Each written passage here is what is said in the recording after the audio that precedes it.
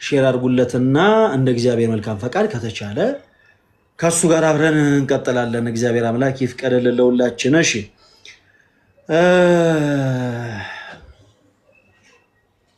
በተወሰኑ ነጥቦች ላይ እንወያያለን። አምላካችን እግዚአብሔር ለሁላችን ይፍቀድልን።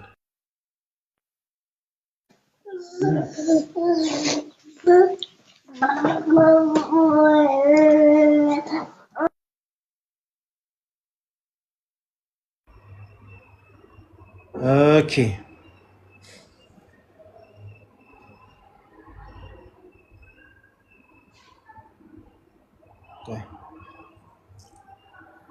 እንደገና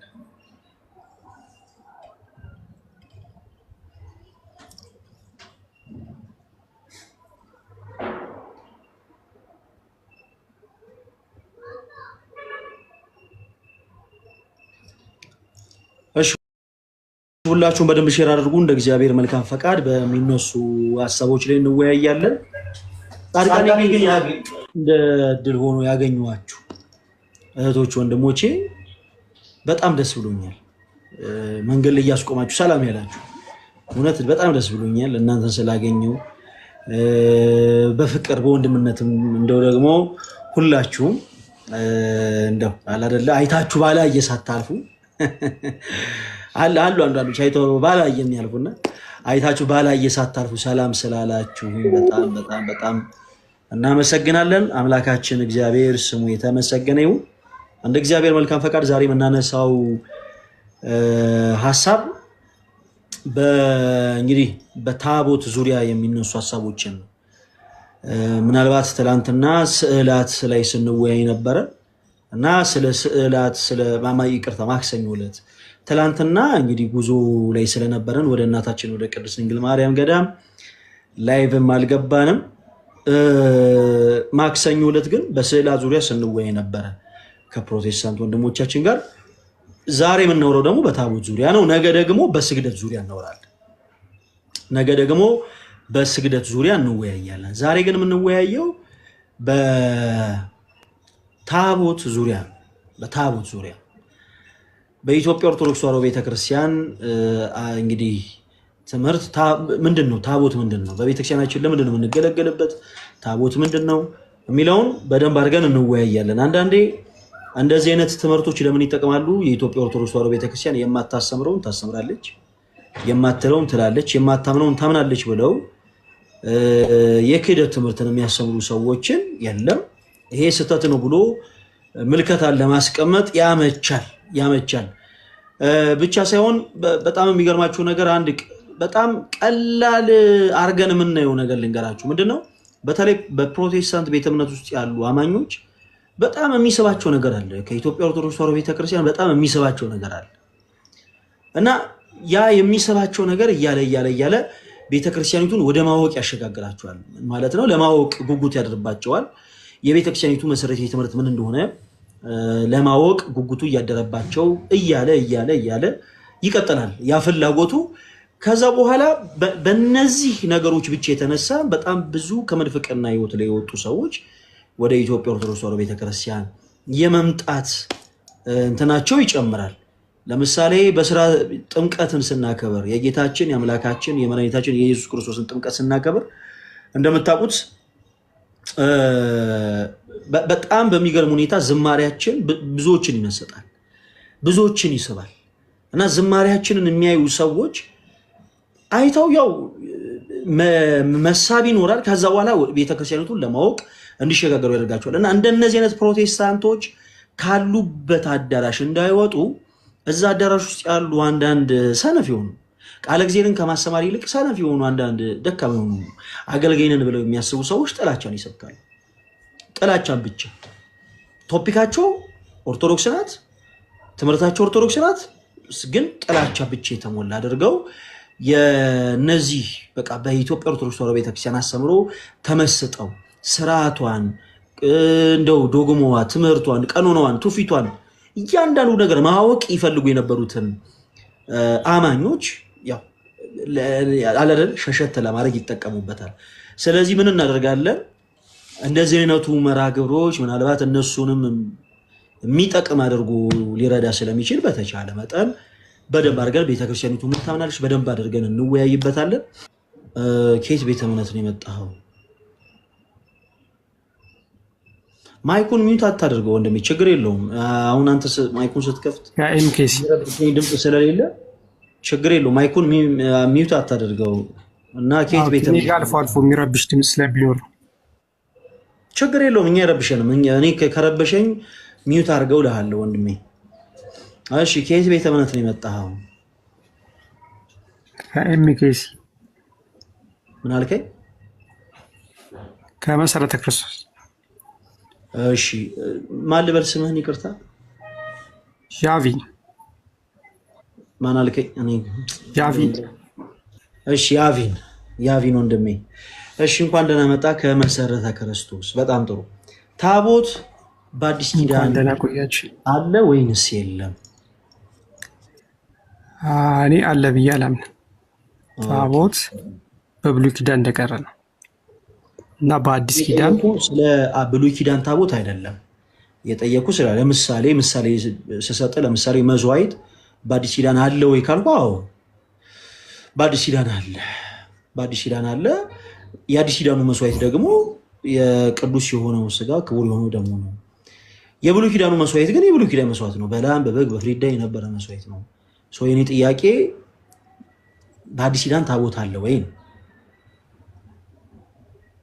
የለም። ኦኬ እሺ፣ በጣም ጥሩ። መጽሐፍ ቅዱስ ማስረጃ ስጠን እስኪ እናንብብ፣ ገልጠን እናንብብ መጽሐፍ ቅዱስ ማስረጃዎች። ማለት አለ ያለ ሰው ነው ማስረጃ ማቅረብ ያለበት አይመስልም። ማለት አዲስ ኪዳን ላይ አላየሁም ጀምሮ ታቦት አለም የለምም የሚል ሀሳብ አይደለም የነገርኩ። አለው ያልከኝ የለም ወንድም ያዳምጠኝ። ይኸውልህ ታቦት አንተ አሁን የመሰረተ ክርስቶስ አማኝ ነህ እና እንደ አማኝነት አንድ ነገር ምሳሌ ልስጥ። እንደው እናንተ እንደዚህ ያውቃችሁ ውርድ ለምትሉበት ነገር እኔም ውርድ ያለ ምሳሌ ልስጥ። ስርቆት መጽሐፍ ቅዱሳዊ ነው ወይንስ አይደለም ብለህ ምላሽ ምንድን ነው ወንድሜ? ምን ስርጉት መጽሐፍ ቅዱሳዊ ነው ወይንስ አይደለም ብለህ መልስ ምንድን ነው? ስርጉት ምንድን ነው? አላወቅኩትም። መልስ ምንድን ነው? ምን አልከኝ? ምንድን ነው ያልከው? ስርጉት አላወቅኩትም። ስርቆት ማለት መስረቅ መጽሐፍ ቅዱሳዊ ነው ወይንስ አይደለም ብለህ ምላሽ ምንድን ነው? ማለት ሌጋል ነው። ስርቆት አለ በመጽሐፍ ቅዱስ፣ ያው የተከለከለ ነገር ነው፣ ትእዛዝ ነው። እንደተከለከለ አንተ ያወቅከው መጽሐፍ ቅዱስ ላይ አትስረቅ ተብሎ ስለጻፈ ነው አይደል? ያቪ ትክክል። በጣም ጥሩ። ስለዚህ አሁን ታቦት በአዲስ ኪዳን የለምም ስትል መጽሐፍ ቅዱስ ስለከለከለ ነው እንደዛ ብለህ የምታምነው። ካልከለከለ ግን የለም ብለህ ሙሉ አፍህን አውጥተህ መናገር የለብህም። ከከለከለ ግን ከልክሏል። ስለዚህ አንተን ስጠይቅ ምን ብለኸኛል? ታቦት በአዲስ ኪዳን አለ ወይንስ የለም ስል የለም ያልከኝ። የለም። በጣም ጥሩ። ስለዚህ ታቦት በአዲስ ኪዳን የለም ካልከኝ ሀሳብህን የሚያግዝ እኔ በነገራችን ላይ አንዳንድ ፕሮቴስታንቶች እንደዚህ ቃል በቃል የሆነ ጥቅስ አምጡ ምናምን እንደሚሉት ቃል በቃል ታቦት በአዲስ ኪዳን የለም የሚል የሆነ ፊደል አጠጋግታ አምጣልኝ አይደለም። ሀሳቡንስ የሚደግፈውን የመጽሐፍ ቅዱስ ክፍል ከየት ላይ አንብበህ ከየት ላይ ተምረህ ነው? ምክንያቱም የአንተ ቤተክርስቲያን ይህንን ስታስተምር ከመጽሐፍ ቅዱስ ላይ አውጥታ ነው የምታስተምር እንጂ ከሆነ የተረተ መጽሐፍ ላይ የልብ ወለድ ታሪክ ምናምን አይደለም። ስለዚህ ወንድሜ የመጽሐፍ ቅዱስ ማስረጃ ስጠኝ። እኔ እሱን ነው የምፈልገው፣ መጽሐፍ ቅዱስ ማስረጃው። ታቦት በአዲስ ኪዳን የለም ያልኩበት ምክንያት ልክ እንደ ስርቆት ቃል በቃል የተጻፈ ነገር አግኝቼ አይደለም። ግን የአዲስ ኪዳኑ ቃል በቃል አሁንም ቃል በቃል ጥቅስ ስጠኝ አይደለም ያልኩ ወንድሜ። ቃል በቃል ሲሆን ሀሳቡን የሚያግዝስ ሀሳቡን ስለሁሉም ነገር ሀሳቡን ይመጣ ነው። ስለዚህ አሁን በመጀመሪያ መጽሐፍ ቅዱሱን ነው የምፈልገው፣ ያንተን ግሌ ምልከታ ተው። ምክንያቱም ምን አለ መሰለህ እኔ ፕሮቴስታንት ስላልሆንኩኝ ያንተ ግሌ ምልከታ፣ ለምሳሌ ፕሮቴስታንት ብሆን ያንተ ግሌ ምልከታ ለእኔ ትምህርት ሊሆን ይችላል።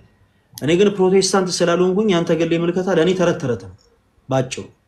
ስለዚህ አሁን በደንብ እንድንወያይ የሚያግዘን መጽሐፍ ቅዱስ ነው። እሺ ያቪን አንተ 66 መጽሐፍ አማኝ ነህ፣ እና መጽሐፍ ላይ ደግሞ እያንዳንዱ ነገር ተጽፎልሃል። ስለዚህ ከየት ላይ አምጥተህ እንዳልከው እኔ ቅድም እንደተናገርኩት መሰረተ ቢስ የሆነ ክስ ከሆነ መሰረተ ቢስ ነው ማለት ነው። ፕሮቴስታንቶች ጀስት የሆነ ምንም አይነት መጽሐፍ ቅዱስ መሰረት ሳይኖራቸው ነው እንዲህ አይነት ነገርን የሚናገሩት ማለት ነው ወደሚል ድምዳሜ እንሄዳለን። አይ የለም ይሄ ነገር ስህተት ነው መጽሐፍ ቅዱስ እንዲህ ያስተምረናል የምትለው ነገር ካለ ታሳየኛለህ ወንድሜ። አሁንም ታቦት በአዲስ ኪዳን የለም የሚል የመጽሐፍ ቅዱስ ማስረጃ ስጠኝ። ቃል በቃል አይደለም ያልኩ ሐሳቡን የሚደግፍ ማስረጃ። ለምሳሌ ኢየሱስ ያድናል ወይስ አያድንም? ያቪን ያድናል። ምን ተረጥራል? ያድናል። ኢየሱስ ያድናል የሚል ጥቅስ የለም በነገራችን ላይ መጽሐፍ ቅዱስ ላይ። አለመዘጋጀት አዲስ ነገር አይደለም። በቃ ገሰለ ይገባክ የሆኑ ሐሳቦችን አነሳን በማስረጃ እናውራ ስንል ለጊዜው አልተዘጋጀም። እኔ ተዘጋጅቼ ነው የገባሁት ላይ አንተ ተዘጋጅተህ አይደለም የገባው። ስለዚህ ካልተዘጋጀ ምንም ችግር የለውም እኮ ምንም ችግር የለውም። ሐሳቡን ተነግረናለህ። ለምሳሌ ጌን በልባችሁ አሳድራለሁ ስላለው ክፍል አነሳ። ኦኬ ያ ክፍል ስለ ታቦት አይደለም የሚያወራው አልኩ። ስለዚህ ሌሎችንም ሐሳቦች እኔ እያገዝኩ ማንሳት ትችል ነበር ያቪን እንጂ ራን መፍትሄ አይደለም። ራን ጥሩ አይደለም። ይሄ በጨለማ ውስጥ ያሉ ሰዎች ብቻ የሚያደርጉት ነገር ነው። እሺ ጥሩ አይደለም። እንደዛ አታደርጉ። ፕሮቴስታንቶች ወንድሞች እናንተ ጋር እውነት ካለ ያለውን እውነት በማስረጃ ነው ማሳየት ያለባችሁ። እንደዛ ይሻላል። ድሉ ይላል። ድሉ ከባድ ሰው ዲያቆንዬ እንዴት ዋልክልኝ? እንዴት ነህ? እግዚአብሔር ይመስገን። እንዴት ስልክ ቀይረሃል ነው? ስልኬ ምን ብሎብኛል? ተሰብሮብኛል ነው ምናምን ብለኛል። አዎ ይኸው ላሳይህ እኮ ይኸውልህ። አየኸው? አይ ተረድቻለሁ። አይ ተሰብሯል እኮ ብለህ ነግረኸኛል። አዎ መድኃኒዓለም መሰለህ እንትን አድርግልኝ ልጅ በውስጥ መስመር ትበልልኝ። እሺ እንትን እልልሃለሁ። እሺ ችግር የለውም። እንደገና ደግሞ አማን ተክልዬ ኦሪት ዘዳግም ምዕራፍ 13 ቁጥር 6 እስከ 11 ያለውን አናብራራም። አሁን እኛ የምናብራራበት ሰዓት አይደለም። አሁን ያ የሚለው ክፍሉን የሚለውን ስለሚገባን ማለት እናውቀዋለን ስለሚገባን አሁን ይሄን አብራራልን አይደለም የተነሳንበት ነገር። በሐዲስ ኪዳን ታቦት የለም የሚል ሰው ካለ ማስረጃ ይስጠን ነው እያልን ያለ ነው። ሽፍት እንድናደርግ አታድርጉን። በቃ አለቀ። ስለዚህ ኦሪት ዘዳግም ምዕራፍ 13 ከቁጥር 6 እስከ 11 ያለውን አናብራራውም። ማብራራት ካለብን ወደ ኋላ ልናብራራው እንችላለን። መታየት ያለበት ነገር ካለ። እሺ አመሰግናለሁ። በቃ ቀጥላ ያ ዲያቆንዬ። እሺ ድሉዬ። እሺ እኔ አባት። እሺ እህታችን ቢታን እንኳን ደህና መጣሽ። ምናልባት እዚህ ላይ ያላችሁ እህቶች ወንድሞች ድሉዬ እህታችን ቢታን ታውቃታለህ? ምናልባት እኔ እንጃ። ምናልባት ብዙ ሰው እንደው እንጃ ዲያቆንዬ ብዙ ሰው ስለሆነ ቲክታክ ላይ የሚመጣው እዚህ ላይ ገስ ላይ ያስገቧትን እህታችንን ፎሎ ያላደረጋችሁ እህቶች ወንድሞች ሁላችሁ ፎሎ አድርጋት። አሁኑኑ በኢፖክሲ የተሰሩ ቅዱሳት ስዕላትን ትሰራለች እህታችን እና እማታውቋት ተዋወቋት። ፎሎ ያላደረጋችኋት ፎሎ አድርጓት። ሁሉም ኦርቶዶክሳዊ ሊያበረታታት ይገባል። ስለዚህ ሁላችሁም በደንብ ፎሎ አድርጓት። ድሉዬም ያው ፎሎ አድርጋት። አንዳንድ የምትሰለቃቸውን ቪዲዮዎችም ገብተህ የሆነ ታበረታታት ይሆናል አይታወቅም። ችግር የለውም። ስገባ ግን ብሎክ አድርጊያታለሁ። ብሎክ ያደረኳት ግን ምን እንደሆነ አልገባኝም። ምናልባት የሆነ ሰቀን ሰዓት ትዝ ሊለኝ ይችላል። እሺ ብሎኩን ላንሳው እንጂ ፎሎ እንዳደረኳት አውቃለሁ እና ብሎክ አድርጊያታለሁ። እሺ ድሉዬ። እሺ እኔ አባት እና እዚህ ውስጥ ያላችሁ ሁላችሁም ኦርቶዶክስ የሆናችሁ እህቶች ወንድሞች ሁላችሁም ፎሎ አድርጓት። እሺ ሁላችሁ ፎሎ አድርጓት። ጊፍተሮች ካላችሁ አበረታቱ። እሺ እንቀጥል። ሚላ ይሰማል? እሺ ሚላ ይሰማል? ቶሎ ማትመልሱ ከሆነ አስወርዳለሁ። ሚዩት ያደረኩት እናንተን እየሰማሁ ነው ወንድሜ። ይሰማል። እኔ ያለሁበት አካባቢ ጫጫታ ላይ ስለሆነ ሚዩት አድርጌዋለሁ። ኦኬ እያዳመጥኳችሁ ነው። አካባቢ ነኝ። እኔ ኦርቶዶክስ ተዋህዶ የድንግል ማርያም። እሺ እሺ የተከታተልክ ከሆነ ችግር የለም። አንዳንዴ እዚህ ገሰለ ተቀምጦ አንዳንድ ፕሮቴስታንቶች ዘፈን ያሰሙናል። ድሉዬ ገጥሞ ካያቅም ገጥሞ ያውቃል። ድሉዬ አለ ብዙ አለ ዘፈን የሚያሰሙ አንዳንድ አሉና እሺ ኪያ ኢንቫይት ልክ ያሉኝ። አሁን እኛ የምንፈልገው ኮሜንት ሴክሽን ላይ አካኪ ዘራፍ የሚል ሰው አይደለም። በቃ ማስረጃ ካላችሁ ትገባላችሁ። ከዛ በኋላ አብረን እንወያያለን። እሺ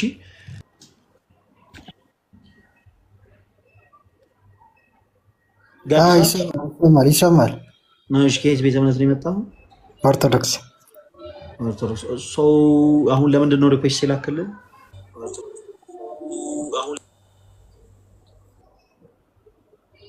እሺ ክብረቱ አቤት። ስለ 3 ቀንና ስለ 3 ሌሊት የጠየቁን ጥያቄ እንደው ሌሎች ሰዎችን ጠይቀ ማስረጃ ይዘህ እንድትመጣ ምናምን ብዬ ያው ረጅም ጊዜ ሆነው አንተም ሳትመልሰውና ምን እናደርጋለን ወደ በኋላ ላይ እሱን ሐሳብ እናነሳዋለን። አሁን ርዕሳችን ስላልሆነ ስለ አሁን ቶፒክ ግን ምን አልከኝ? ምን የሚለውን ሐሳብ ስለ 3 ቀንና ስለ 3 ሌሊት ካንተ የተሻሉ ሰዎችን ጠይቀና ስልክ አንተም ተስማምተክ ነበረ። አስታወስክ ክብረቱ? መልሼልህ ነበር እኮ። አይ አልመለስከውም። ኦኬ መልሼዋለሁ ካልክ ደግሞ መጨረሻ ላይ ታሳየናለህ። ለማንኛውም በመጀመሪያ አንተ ቶፒካችን ነው ራብዬ። እሺ ድሉዬ ለአንተ ድል ልስጥ። አቤት። አይ ክብረቱ ያው ተለማምዳችኋል ብዬ ነውና ክብረቱ እንግዲህ የሬሱን ተመልክተው ከሆነ ችግር የለም። ለአንተ ድል። እሺ በአዲስ ኪዳን የፕሮቴስታንቱ ዓለም ታቦት የለም ብሎ ያስተምራል። አንተ ከዛ ወገን ማስረጃ ስጠንሽ። በአዲስ ኪዳን ታቦት የለም ይላል። በአዲስ ኪዳን የሚለው ለምሳሌ ታቦቱ የሚለው የቃል ኪዳን ታቦት ነው። እናንተ ለይታችሁ ታቦት እንዴት እንደምትሉ ግራ ይገባኛል። መጀመሪያም መነሻው ማለት ነው የቃል ኪዳን ታቦት ነው ያለው እንጂ እሱን ለኛ ተውልን። እሱ ያው አሁን እምልህ እኔ መኝታ ቤት ገብተህ ይሄ አንተ ቢጃማ ነው ይሄኛው የሷ ልብስ ነው ምናምን ማለት አትችልም መቼም አይደል? እኔ ነኝ የማውቀው። ቤቱ የጋራችን ነው ነገራችን ላይ። እሺ ቀጥልሽ። ያው አይ አይደለም የጋራችን እኮ የሚሆነው አንድ ስንሆን ነው። አንድ ባልሆንበት የጋራችን ነው የሚለው ነገር ትንሽ እንትን ይላል። የሆነው ሆኖ በሐዲስ ኪዳን ታቦት የለም የሚል ካለ ማስረጃ እንደዚህ ብላ አቅርብልን። ያው እንዳንዳረቅ ብዬ ነው ክብረቱ እወድሃለሁ። ታቦት በአዲስ ኪዳን አለ።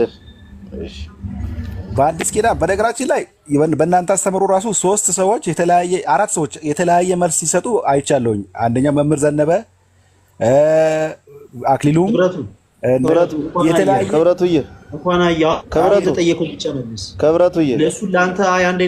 ይቅርታ እንኳን አየህ ጥሩ አድርገህ በቃ እንኳን አየህ። አሁን እኛ እንደዚህ ነው እንደዛ ነው አንልም። አዎ በቃ እቺ ርሷን አይታት ከሆነ ታቦት በአዲስ ኪዳን አለው የምትልናት እሷን ንገረን እንጂ ያኛው እንደዚህ ነው ይሄኛው እንደዚህ ነው ገሌ እንደዚህ ብሏል ምናምን ነገር እኛ አይመለከተንም። እሱን እነሱ ጋር ስንገናኝ እናወራለን። እሱ አይሻልም? እሺ በጣም ጥሩ። እና የመጀመሪያው ኪዳን አርክ ኦፍ ኮንቬናንት ነው የሚለው ይሄ የአዲስ ኪዳኑ የቃል ኪዳኑ ታቦት ማለት ነው። አሁን ያ ኪዳን ስላላዋጣቸው የእስራኤል ልጆች ስላልቻሉት አዲስ ኪዳንን ሰጠን። ይህ አዲስ ኪዳን ደግሞ በክርስቶስ ኢየሱስ ነው የሚፈጸመው ማለት ነው። ስለዚህ ታቦት አንደኛ ልክ ነው። አይ እንዳላስረዝመው ክብረቱ የምን መሰለህ ልክ ነው። እስራኤላውያን ከግብጽ ባርነት ከወጡ በኋላ እግዚአብሔር ከገባላቸው ቃል ኪዳን እነሱ በዛ ኪዳን ባለመጽናታቸው ራሱ በኤርሚያስም ይናገራል። እነሆ ከእስራኤል ቤትና ከይሁዳ ቤት ጋር አዲስ ኪዳን የሚገባበት ወራት ይመጣል እግዚአብሔር ከግብጽ ምድር ካወጣቸው ዘንድ በያዝኩበት ቀን ከአባቶቻቸው ጋር እንደገባሁት ያለ ቃል ኪዳን አይደለም ይልና እነርሱማ በኪዳን ያልጸኑም ይላል። ስለዚህ እኔም ቸል አልኳቸው ይላል ብሎ ሐዲስ ኪዳን እንደሚመጣ በሐዲስ ኪዳን በክርስቶስ ማለት ነው የጥል ግድግዳ ፈርቶ ሰው ሁሉ ከእግዚአብሔር ጋር እንደሚታረቅ እንትን ብሏል። ትንቢት ተናግሯል። ያ ትንቢትም ተፈጽሟል። ስለዚህ በብሉይ ኪዳን የነበረው ሥርዓት አምልኮ በሐዲስ ኪዳን በክርስቶስ ኢየሱስ አዲስ ኪዳን ገብቷል ነው እንጂ ሌላ ነገር የለውም። እንዳይረዝም ይየው። በጣም ጥሩ። ስለዚህ አሁን ይሄ ነው እኛ ታቦት የምናውቀው ጽላት ማስቀመጫ ነው። የጽላት ማስቀመጫው ደግሞ ታቦቱ ውስጥ ይቀመጣል ጽላቱ ማለት ነው። ያልተጻፈን ያልከኝ ስለ ታቦት አልተጻፈም። እሺ ይኸውልህ ያልተጻፈን ቆይ ይኸውልህ ልንገርህ ያልተጻፈ ነገር ስትል ሐዋርያው ቅዱስ ጳውሎስ በሐዋርያት ሥራ ላይ ምን ይላል መሰለህ? ከሚሰጥ ይልቅ የሚቀበል ብፁዕ ነው ብሎ ጌታችን መድኃኒታችን ኢየሱስ ክርስቶስ እንደተናገረ ይላል። በሚገርም ሁኔታ በሶስቱም ወንጌላውያን ላይ ሄደህ ክርስቶስ ኢየሱስ ከሚሰጥ ይልቅ የሚቀበል ብፁዕ ነው ብሎ ያለበት ቦታ አንድም አታገኝም። ግን ያልተገኘ ነገር ግን አምጥቶ ቅዱስ ከሚሰጥ ይልቅ የሚቀበል ብፁዕ ነው ይላል። የሚቀበል ብፁዕ ነው ይላል። ከሚቀበል ነው ከሚሰጥ እየነገርኩ ነው። አዎ ተገላቢጦሽ ሆኖብህ ነው። ተገላቢጦሽ ሆኖብህ እኮ ነው። አዎ ነው ይላል። እንደዛ ይላል። እስኪ ንገር የትኛው መጽሐፍ ላይ ነው ያለው? አሁን እኔ እሱን ዳይቨርት ማድረግ እኮ አይጠበቅብኝም። አንተ ያንን ቃል አምጥተህ ወይ መምሪ ክብረቱ አላስፈላጊ አካሄድ እየሄደ ነው። ምን አይነት አካሄድ እየሄደ ነው መሰለህ? ክብረቱ ድል በድል ለአንተ ምሳሌ ሲሰጥክ ምሳሌውን መወያያ ልታረጋግጥ ትፈልጋለህ። ምሳሌውን የሰጠክን ምሳሌ ክብረቱ አዳምጠኝ። የሰጠክን ምሳሌ መወያያ ልታረጋግጥ ትፈልጋለህ። ስለዚህ እኔ እኮ ምሳሌውን ተስማምቼ ፈለገ ወንድሜ ምሳሌውን ተስማምቼ ስላልተጻፈ ምሳሌውን ልትወያይ ትፈልጋለህ አልኩህ እኮ። ድል በድል በሚሰጥ ምሳሌ በጠየቀ ጥያቄ ሳይሆን እሱ በሰጠክ ምሳሌ መወያየት ትፈልጋለህ። ስለዚህ ምን እናደርግ? በማስረጃ ድሉ የጠየቀክን ምን ብሎ ነው የጠየቀ? ታቦት በአዲስ ኪዳን አለ ወይ ነው የለም ብለኳል። ስለዚህ ታቦት በአዲስ ኪዳን እንደሌለ የሚያሳይ የመጽሐፍ ቅዱስ ማስረጃ ሰጣንና ውይይታችን በዛ መልክ እንቀጥል። አሁን እናንተ ቅድም አትስረቅ የሚል ስላለ አትስረቅ የሚለው መጽሐፍ ቅዱስ ላይ ስለተጻፈ የሚለውን ማስረጃህን ቀጥል። ከመጽሐፍ ቅዱስ እኮ የለማ የተጻፈ የለም። ስለ ታቦት የተጻፈ የለም። ማስረጃ እኮ ስለሌለ የለም ብለህ መናገር የለብህም። ባጭው እኮ የለም እኮ አዳምጠኝ። ከሌለ ተጽፎ ታቦት በአዲስ ኪዳን አለ የሚል ቃል ታቦት በአዲስ ኪዳንም የለምም የሚል ቃል ካልተጻፈ አፈን ሞልተህ አለም የለምም ማለት የለብህም አንተ። ምክንያቱም መጽሐፍ ጎዶሎ ከሆነ አዳምጠኝ። መጽሐፍ በአንድ መልኩ ጎዶሎ ከሆነ መጽሐፉ ብቻ ሳይሆን በእውቀት አንተንም ጎዶሎ ያደርጋል። ስለዚህ አፈን ሞልተ ጎዶሎ እንዳልሆነ አማኝ መናገር የለብህም ባጭሩ። መጽሐፍ አሁን ያንተ ችግር ያለው መጽሐፍ ላይ እንደሆነ በእውቀትማ ፈለገ በእውቀትማ ላውራስ ተው አታስተምረን አለ። አታስተምረኝ አለ እኮ አዳምጠኝ ፕሊዝ። አዎ ምን አለ መሰለህ? ምክንያቱም እውቀት የሌለውም ሰው ማስተማር የለበትም። እና አሁን ባጭሩ ስንደመድም ነጥቡን መጽሐፍ ላይ ታቦት በአዲስ ኪዳን አለም ታቦት በአዲስ ኪዳን የለምም የሚል ነገር ካልተጻፈልህ ባጭሩ አንተ አፍን ከፍተህ መናገር አትችልም። አይ እንዲህ ማድረግ እንችላለን ብለህ መናገር አትችልም። ታቦት በአዲስ ኪዳን አለምም ማለት አትችልም። አፍን ሞልተህ የለምም ማለት አትችልም። ምክንያቱም መጽሐፍ ጎዶሎ ስለሆነ በእውቀት አንተ ምን ያደርጋል? ጎዶሎ ያደርጋል። ስለዚህ ክብረቱ መጽሐፍ ላይ ታቦት በአዲስ ኪዳን አለም ብሎ አይናገርም፣ ታቦት በአዲስ ኪዳን የለምም ብሎ አይናገርም። ያ ነው አይደል ያንተ ሐሳብ? እኔ ክርስቶስ ነው ታቦታችን ብዬ ነው ማለት ነው። ያ ነው አይደል ያንተ ሐሳብ? የለም ታቦታችን ክርስቶስ ነው። ታቦት በአዲስ ኪዳን አለም የሚል የመጽሐፍ ቅዱስ ሐሳብ የለም እያልከ ነው አይደል? አለ የሚል የለም። ከሆነም ኢየሱስ ነው የሆነው በአስተምሮ አለም የለምም የሚል ታቦት በአዲስ ኪዳን አለም እንደገና ደግሞ ታቦት በአዲስ ኪዳን የለምም የሚል የመጽሐፍ ቅዱስ ክፍል የለም እያልከ ነው። ሐሳቡንም የሚናገር ቃል በቃል ብቻ ሳይሆን ሐሳቡን ራሱ ኢቭን የሚናገር የመጽሐፍ ቅዱስ ማስረጃ የለም እያልከ ነው አይደል ክብረቱ? አዎ የብሉይ ኪዳኑ ታቦት የለም። የአዲስ ኪዳኑ ታቦት ግን ክርስቶስ እንደሆነ ይናገራል። ስለ ብሉይ ኪዳን አይደለም የጠየቅን፣ ስለ ብሉይ ኪዳን አይደለም የጠየቀነ ክብረቱ ልጅ ያቱም እኔ ለምን እንደዚህ እንትን እንደምትሉ አይገባኝም። ስለ ብሉይ ኪዳን አይደለም የጠየቀነ ስለ ብሉይ ኪዳን ሳይሆን ስለ አዲስ ኪዳን ነው። ስለምሳሌ ስለ አዲስ ኪዳኑ መስዋዕት ምን ሆነ ነው አንሰውዬ ምን ሆነ ነው ጣልቃ የምትገባው? ክብረቱ የሌለብን ባሪ ለምን ታመጣለህ? ተረጋጋ እንጂ። ስለ አዲስ ኪዳን መስዋዕት ስናወራ የብሉይ ኪዳን መስዋዕት በምንም ታምርኮ እንትናችን ሊሆን አይችልም ርዕሳችን። ምክንያቱም የአዲስ ኪዳኑ መስዋዕት ምን እንደሆነ ስለምናውቅ፣ የብሉይ ኪዳን ደግሞ መስዋዕት በላም በበግ በፍሪዳ የነበረ መስዋዕት ነው። ያ ግን ተቀይሮ አሁን የአዲስ ኪዳን መስዋዕት ሆናል። ስለዚህ ስለ አዲስ ኪዳን መስዋዕት ስናወራ አይ የብሉይ ኪዳን እያልክ ዝም ብለህ መጮህ የለብህም። መጽሐፍ ቅዱስን ብቁ ሆነ አላነበብከው። ስላላነበብከው አንተን ብቁ አድርጎ ሊመልስልህ አልቻለም። በነገራችን ላይ አንባቢ ሰዎች የአንደበት እጥረት አያጋጥማቸው። አንተ የአንደበት እጥረት ያጋጠመ አንባቢ ስላልሆንክ ነው ባጭሩ። ስለዚህ ክብረቱ አንብብና ከዛ በኋላ በዚህ ሐሳብ ከአንተ የተሻሉ ፕሮቴስታንት ወንድሞች መጽሐፍ ቅዱስ ማስረጃ የሰጧቸውን ማስረጃዎች በምን መልኩ ተረድተው እንደምትመጣ ከዛ በኋላ አይተን ደግሞ እንወያይበታለን። ስለዚህ ባጭሩ ከልብ አፍልቀ ነው የለም ያልከው ይሄ ለኛ ትልቅ ማስረጃ ነው፣ እናመሰግናለን። በመጽሐፍ ቅዱስ ላይ አለም የለምም ተብሎ አልተጻፈም። ስለዚህ አለም የለምም ተብሎ ካልተጻፈ አንተ አፈን ሞልተ አይ ታቦት በአዲስ ኪዳን የለም ማለት የለብህም ነበረ። ግን ከልቤ አፍልቄ ነው ያልኩት ስላልከን እናመሰግናለን። ለሌሎች ፕሮቴስታንት ወንድሞችን ሰጥና ካንተ ጋር ባልኩ ነጥብ ላይ ታስረዳናለህ። እሺ ዘሩባቤል አለ ይሰማል? ክብረቱን አንቺ ግባ። ይሰማኛል ወዳጅ። ክብረቱ ለምንድን ነው የወጣው? እሺ ዘሩባቤል ከየት ቤተ እምነት ነው የመጣው? ወንጌላውያን እኮ ከየት ቤተ እምነት ነው የመጣው? ያ ወንጌላውያን ቤተ እምነት ሙሉ ወንጌል ማለት ነው። እኛም እኮ ወንጌላውያን ነን ባይዘው። እኔ ያልኩ አንተ ቤተ እምነት ከየት ነው ነው ያልኩ።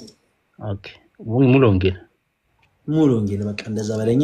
ወንጌላውያን ስትል እኮ እኛም ወንጌላውያን ነን። እና አንዳንዶቹ ደግሞ ነገር ሲሸታቸው ይመጡና ደግሞ ክርስቲያን ነኝ ይላሉ። እኛም ክርስቲያኖች ነን፣ ግን ቤተ እምነት አለ። ሰው ለዛ ነው። እሺ ድሉዬ ለአንተ ድል ስጥ። ድልዬ አይ እሺ ያው ሲሰማ ስለነበር በአዲስ ኪዳን እኔ ለነገሩ ፈለገ አንድ ጥያቄ ልጠይቀው እና ብዙ ዲቴል የሆነ ነገር እኔ ምትሩስ ማሟል በመጀመሪያ ኮሜንት ሴክሽን ላይ ስትሳተፍ ስለነበረ ድሉን ይሰጥና ተነሱት ሀሳቦች ምላሽ ሰጠናል። ለመጽሐፍ ቅዱሳዊ ማስረጃዎችን አሁን ከድሉ ጋር ቀጥሉ። በመጀመሪያ አይሻልም? ከመጀመሪያው እንጀምር። ስለዚህ ላዋራው ፖይንቴን ላዋራውና ከዛ በመጀመሪያ ድሉ ለሚያነሳልህ ሀሳብ ኮሜንት ላይ በድልን ሀሳብ ሳትጠብቅ ኮሜንት ላይ ስትሰጥ የነበረውን ምላሽ ኮሜንት ላይ በነገራችን ላይ ምላሾችን ስላየሁ ነው ኢንቫይት ያደረኩ። እሺ ስለዚህ ኮሜንት ላይ ስትጽፋቸው አዳምጠኝ። የድል በድልን ምንም አይነት ድምፅ ሳሰማ በመጀመሪያ ኮሜንት ሴክሽን ላይ ስትጽፋቸው የነበሩትን ሀሳቦች ስለሰማው ያንን ኮሜንት ላይ ከሚናገር ይልቅ ገብቶ በማስረጃ ገስ ላይ ገብቶ እየሰማ ነው እየተራረመን እንወያይ ብለን ያስገባን። ስለዚህ ፕሊስ ታገሰ። ድሉ የሚያነሳልን ሀሳብ ስመው ከዛ ትወያያላችሁ። ከዛ መጨረሻ ላይ ልክ ስንጨርስ አሁን ከክብረቱ ጋር በቃ በሰላም ጨርሰን አሁን ገስ ላይ ቁጭ እንዳለው አንተም ልክ ስጨርስ እቺ ግን እንደው የድል በድልን ምልከታ ባቅ ደስ ይለኛል ብለህ ታቀርብለታለህ። ፈቃደኛ ከሆነ እሱ ይመልስልሃል። አሁን በዛ ወይ ነው የምንሄደው። ደግመህ ከእንደገና አይ እንዲህ ነው ያስባል። ፕሊስ እሺ ድሉ ለአንተ ድል ሰጥቻለሁ። እሺ አመሰግናለሁ። ያው እንግዲህ ዘሩባቤል ለክብረቱም ዣቪ ከዚህ በፊትም የነበረው ለሱ እንደጠየቅ ነው እንግዲህ ታቦት በአዲስ ኪዳን የለም ከሚሉ ከፕሮቴስታንት ወገኖች አንዱ ነህ አይደል? ያ እንግዲህ በሰማይ ግን ራእይ ላይ ያለውን ሰማይ ተከፈተ የኪዳኑ ታቦት ታየ የሚለውን ሀሳብ እዛ ጋር ስለተጠቀሰ በምድር እንደዚህ አይነት ሀሳቦች አሉ ብዬ አላስብም። ያ ግን መጽሐፍ ቅዱስ ላይ ተገልጧል። የአዲስ ኪዳን ታቦትና የኪዳን ታቦት ግን ዛሬ ነው የሰማሁት ፈለገ ሲናገር። ችግር የለውም። እሺ አንተ እሱን እንተወውና እሱ እንትን ስለማይለን እኛን አንተ ግን የለም ያልክበትን ምክንያት እስኪ አሳየን በመጽሐፍ ቅዱስ። እንደ ክብረቱ እንዳይሆን እንዳንደግ ነው። አይ እሺ ብዙ ባይዘው ለመሳሳል አይደለ ብረትን ከመሳል አንፃር ነው። እውቀት ይንሸራሸራል። አድማጭ የፈለገውን ይወስዳል። እኔ የተነሳሁበት ሀሳብና ጥያቄ ማለት መልስ ስጥ ነበር ሲያለኝ ፈለገ አንድ ነገር ነው። ፖይንት መጽሐፍ ቅዱስ ላይ ስለ ታቦት የተናገረው ነገር አለ። ይሄም የብሉይ ኪዳን ነው። ስጦታውም የተሰጠው ለእስራኤል ሕዝብ ነው። የነበረውም አንድ ታቦት እሱን አይደለም ዘሩባቤልዬ ወንድምዬ አይደለም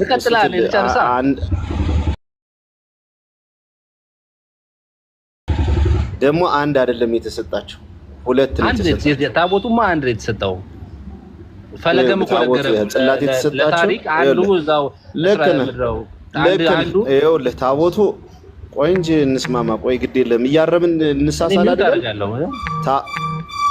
ታቦቱ አንድ ነው የተሰጠው፣ ጽላት ግን ሁለት ነው። ሙሴ ሁለት ተቀበለ፣ ሁለቱንም ሰበረው፣ ራሱ ቀርጾ አመጣ፣ ራሱ ጻፈው፣ እግዚአብሔር አከበረለት። በቃ ስለዚህ ውስጥ ማደሪያው ታቦት ማለት የቃሉ ስም ማደሪያ ነው። በቃ አለቀ ነገር አለው።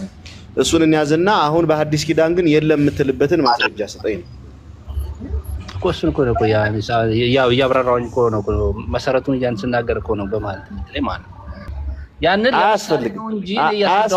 አንድ ሲደመር ቆይ ዘሩባቤል አንድ ሲደመር አንድ ሁለት ነው የሚለውን ማወቅ 10 ሲደመር አንድ ለማወቅ አያስፈልገኝም። እኔ 10 ሲደመር 10 20 ነው። በቃ የግድ ካንድ አልጀምርም። ካወቁትኝ 10 ነው ጀምር። ቀድመ መማር አለበት እንዴ? አሁን ለማስረዳት አሁን ሌላ እኮ ነገር አለ። እኔ ቢኖር ደስተኛ ነኝ እኮ እኔ አሁን ካንተ ጋር እስማማለሁ። ለእግዚአብሔር ከሌለ በቃ ስለዚህ ይኸውልህ ከሌለ አንተ ማስረጃዎችን በመጽሐፍ ቅዱስ ጥቅስ ውስጥ መስጠት ካልቻልክ ከራስህ ልብ አፍልቀህ ነው ማለት ነው። ዝም ብለህ ጥላቻ ስላለብህ ነው የለም ልትል ይችላል። ለማን ነው ጥላቻ? ማለት ለእግዚአብሔር ቃል ነው። ዓላማው እኮ አንተ እንድትድን ነው አይደል? እኔም እንድድን ነው አይደል? ከሆነ ይኸውልህ በውሸት አይደለማ የምትሰብከኝ። በውሸት ሰብከ ሳይሆን የምትወስደው ሰብከሃለሁ። አንተም ትግልህ እሺ የለም ያልክበት መሆን ያለበት እኔም አንተን ዘርሽዬ ማተርፈው ነው። ይኸውልህ እኔን ስትጠይቀኝ እኮ እኔን አሁን አለ የለም ስትለኝ የለም ምል ከሆነ ለሌለበት ማስረጃ አቀርባለሁ፣ አለ ካልኩ ደግሞ ላለበት ማስረጃ አቀርባለሁ። ስለዚህ አንተ ምንድነው የምታደርግልኝ? በውሸት አንተንን ስቤ ወደ ክርስቶስ መንግስት ለማስገባት የሌለ ቃል አምጥቻ አንተን አልሰብክም፣ ወይ ደግሞ ያለን ቃል ክጄ ደግሞ እዛኛው ቤት አለና የግድ ጥሎት እንዲመጣ ብዬ የሌለ ነገር አላነሳም። ስለዚህ መልስ ካለህ እንደዚህ ነው በላይ፣ ካልሆነ ወደ ፈለገ ላሻግርህ። ችግር የለውም። ምክንያቱም ላስረዳስህ ምንም ምላሽ እያዳመከኝ ስላልሆነ ይሄ በአዲስ ኪዳን ታሪክ ውስጥ ማለት ነው ታቦት ለመዳን እና እግዚአብሔር መንፈሱን በማዕከላቸው ለማደር የተሰጠ ስለሆነ በአዲስ ኪዳን ደግሞ ራሱ ጌታ በሰዎች ልብ ውስጥ ማደሪያ ስለሆነ ለመዳን ስርዓት ታቦት በአዲስ ኪዳን የለም። ምክንያቱም ህጉና ስርዓቱ እሺ በቃ ሰማሁ። ህጉና ስርዓቱ ተሽሯል ካልከኝ ግን ይኸውልህ እንደው አሁን ይቅርታ አድርግልኝ እንጂ ህጉ ተሽሯል። የተሻሩ ህጎች እኮ አሉ እኮ እንደሱ ነው የሚባለው። ይኸውልህ ዝም ብለህ ድምድም አታድርጉ። በቃ የተሻሩ ህጎች አሉ። ለምሳሌ አፍንጫ ጎራዳ ወደ መቅደስ አይግባ የሚለውን አይልም። እኔ እሱን አይደለም የለም አላልኩም። ዘሩባቤል ቆይ ይኸውልህ አላልኩም። እኔ ድምድም አድርገህ አትናገር ነው የምልህ። እኔ ስመጣ እንደገና መልሰህ ደግሞ ወደዛ ስብር ነው። አሁን እኮ ጉንጫ አልፋ ይሆናል የሚጠቅመን ለምንድን ነው ታቦት? አንተ ባዲስ ኪዳን ስለዚህ ከሌለ በቃ የለም እኔ መች ነገርኩህ? እኔ እኮ አለም የለም አላልኩም፣ ግን አለን ብዬ ጠየቅኩህ። አንተ የለም አልከኝ። ማስረጃ ስጠኝ። ቢኖር እኮ ጥቅሜ ነው አይደል? ለጥቅም አይደል? ታቦት ለጥቅም ነው አለ ካልከኝ ለምንድን ነው የምጠቅመኝ? እሺ በቃ አንተ ማስረጃ ካልሰጠህን ወደ ሌላ ሰው እንሂድ። እኔ አለም የለም የሚለውንን ኋላ ላይ ከኔ ትሰማለህ። አይ ይሄ ማስረጃ ኢዚ እኮ ወርልድ እኮ ያመነበት ያለበት ታሪክ እኮ ነው እኮ መጽሐፍ ቅዱስ የተሰጠውም ለእስራኤል ሕዝብ ነው። አንተ ታቦት እሺ ይሄን ጥያቄ ልመልስ ልጠይቅህ ነው ልውጣ፣ ችግር የለውም። እኔ ማለት ነው የእስራኤል እኔም አልመልስልህም በነበረው ሰዓት ላይ እኔ አልመልስም በነበረው እኔ አልመልስም ታቦት በእስራኤል በነበረ ጊዜ ኢትዮጵያ አልመልስም። ረግድ የለም ቆይልህ ዘሩባቤል እኔ አልመልስም። እኔ ራሴን ኋላ መልሳለሁ። ግን ነው አንተ ይጠቅማል ብለህ ካስተማርክ ለዚህ እኮ ጥያቄው አንተ ነህ። እኔ አዳምጣለሁ። እሺ እላለሁ። ምን ያደርጋል? አመሰግናለሁ። እሺ ወዳጅ። እሺ ሌላ ይቀጥል ዲያቆንዬ። ስለዚህ አሁን ምንድነው ዘሩባቤል ጋር ስናወራ ምንድነው ታቦት በአዲስ ኪዳን የለም ለማለት ክርስቶስ ኢየሱስ ወደዚህ ምድር መጥቶ እሱ በልቦናችን ጽላት ላይ ጽፎታልኝ ስለሚል ታቦት በአዲስ ኪዳን የለም ብዬ የምልበት ይሄንን ነው። ግን ተሽሯል የሚል ወይም ደግሞ የለም የሚል ግን ወይም ደግሞ ተሽሯል የሚለውን ይቅርና የለም ግን የሚል ትርጉም አለው ወይ ስንል ግን የለም የሚል ትርጉም የለውም። ስለዚህ ምንድነው መሆን ያለበት? ከሌለ ጥቅስ የለም ግን ደግሞ የራሴ ምልከታ የራሴ ሐሳብ ነው የራሴ አስተያየት ነው ብሎ ማለት ነው እንጂ ለተሳሳተ የሆነ አስተምሮ ጥቅስን መጥቀስ አግባብ አይደለም። አለ የምለው ኦኬ ልቀጥል? አዎ ቀጥል። ኦኬ አለ የምለው ታቦት ግን ካሉት ከመጽሐፍ ቅዱስ ማስረጃዎች መሃል በዋናነት የሚደግፈኝን የመጽሐፍ ቅዱስ ሐሳብ ላንሳላችሁ። እሺ አንሳለን። ዕብራውያን ምዕራፍ 10 ቁጥር 14 ጀምሮ እሺ እንዲህ ይላል፣ አንድ ጊዜ በማቅረብ የሚቀደሱትን የዘላለም ፍጹማን አድርጓቸዋልና መንፈስ ቅዱስም ደግሞ ስለዚህ ይመሰክርልናል። ከዚያ ወራት በኋላ እነርሱም ጋር የተገባው ኪዳን ይህ ነው ይላል ጌታ። በልባቸው እዚህ ጋር ዕብራውያን ስንት ነው? ዕብራውያን ስንት ነው ያልከን? ዕብራውያን 10 ነው ያልክ አይደል? ምዕራፍ 10 ቁጥር 14 ምዕራፍ 10 እሺ ቁጥር 14 ጀምሮ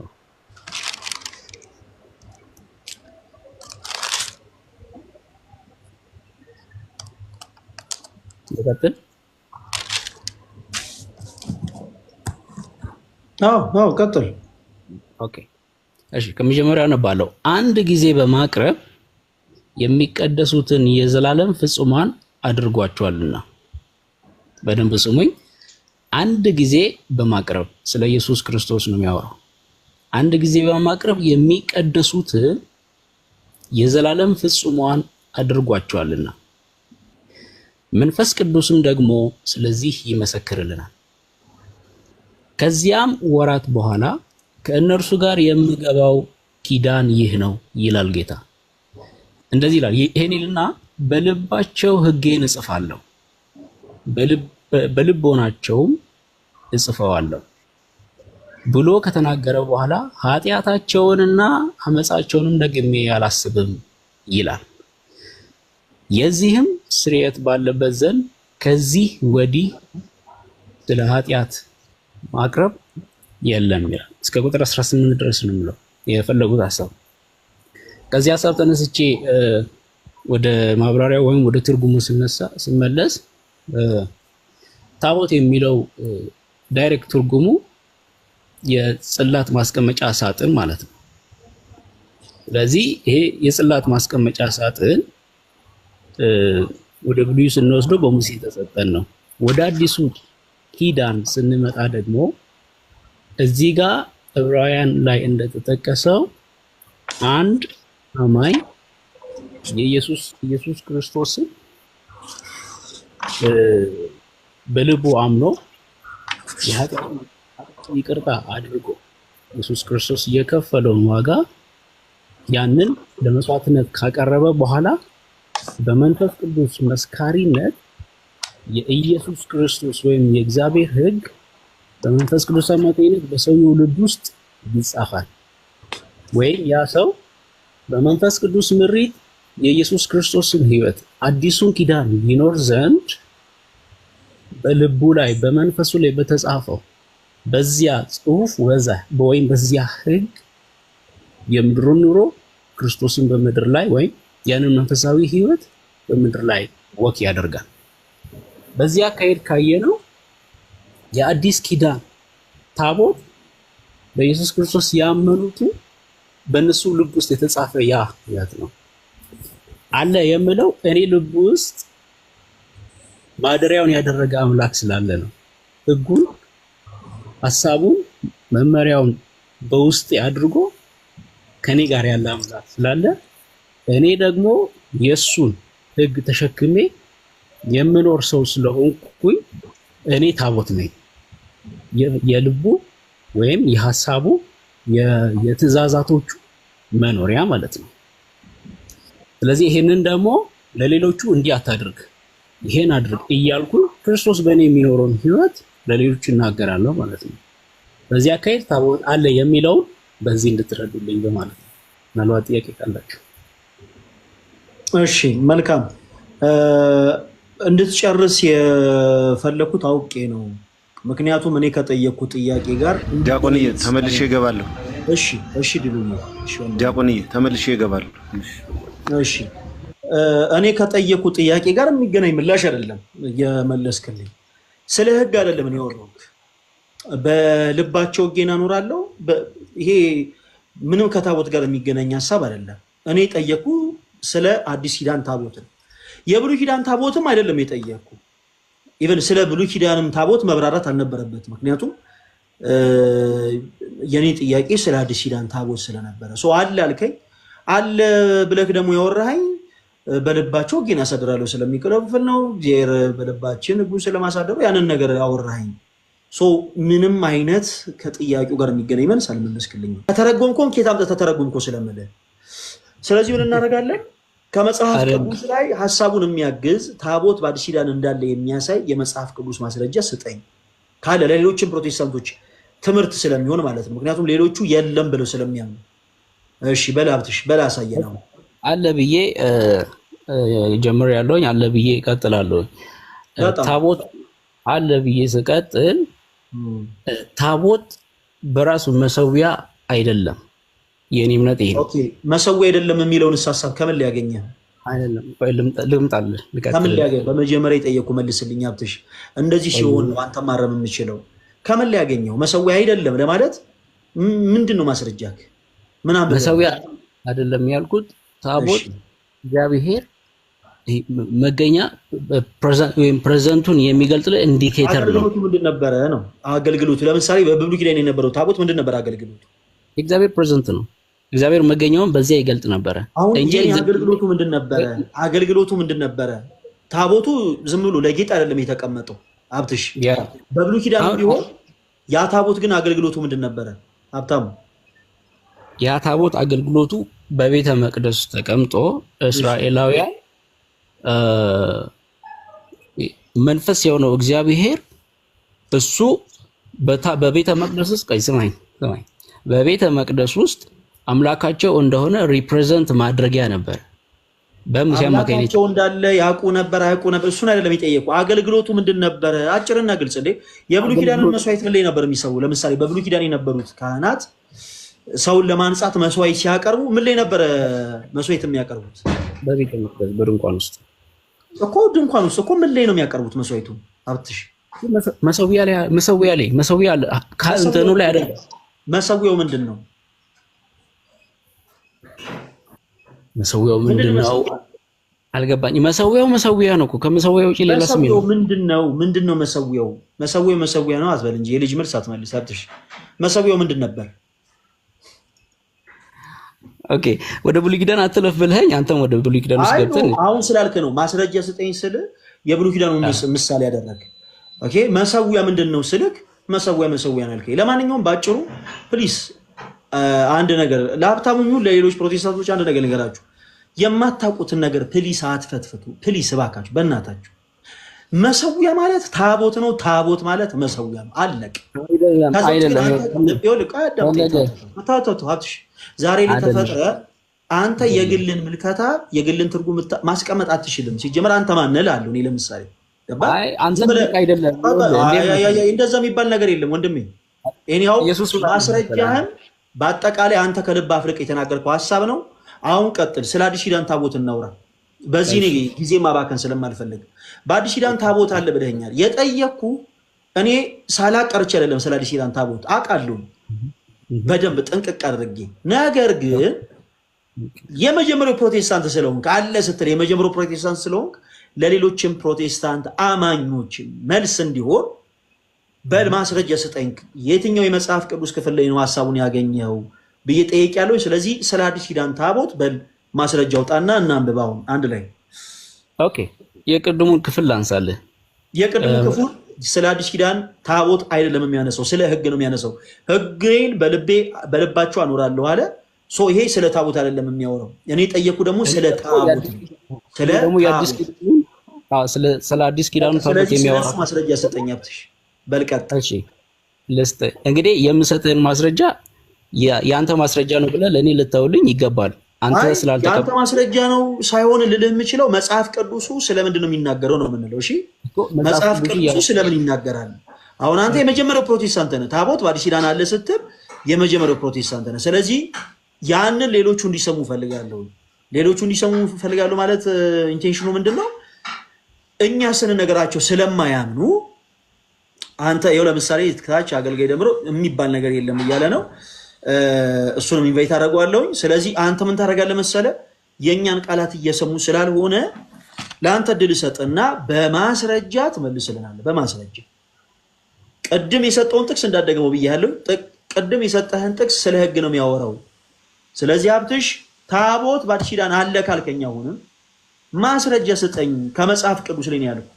ስለዚህ ደግሜ እነግርሃለሁ፣ የአንተ ግሌ ምልከታዎች፣ የአንተ ሀሳቦች ምናምን እነሱን ተዋቸው። ማስረጃ አንሳ። እኔ መጽሐፍ ቅዱስ ይዣለሁ፣ ገልጠንና እኔ አነበዋለሁ። አንተ ምዕራፍና ቁጥሩን ንገረኝ። አንብቦ ምዕራፍ ማን ነው? ቁጥር 15 ጀምሮ ያለው መንፈስ ቅዱስም የትኛውን ክፍል ነው ያለው? ምዕራፍ 10 ቁጥር 15 ጀምሮ መንፈስ ቅዱስም ከሚለው ጀምሮ ያለው ማለት ነው።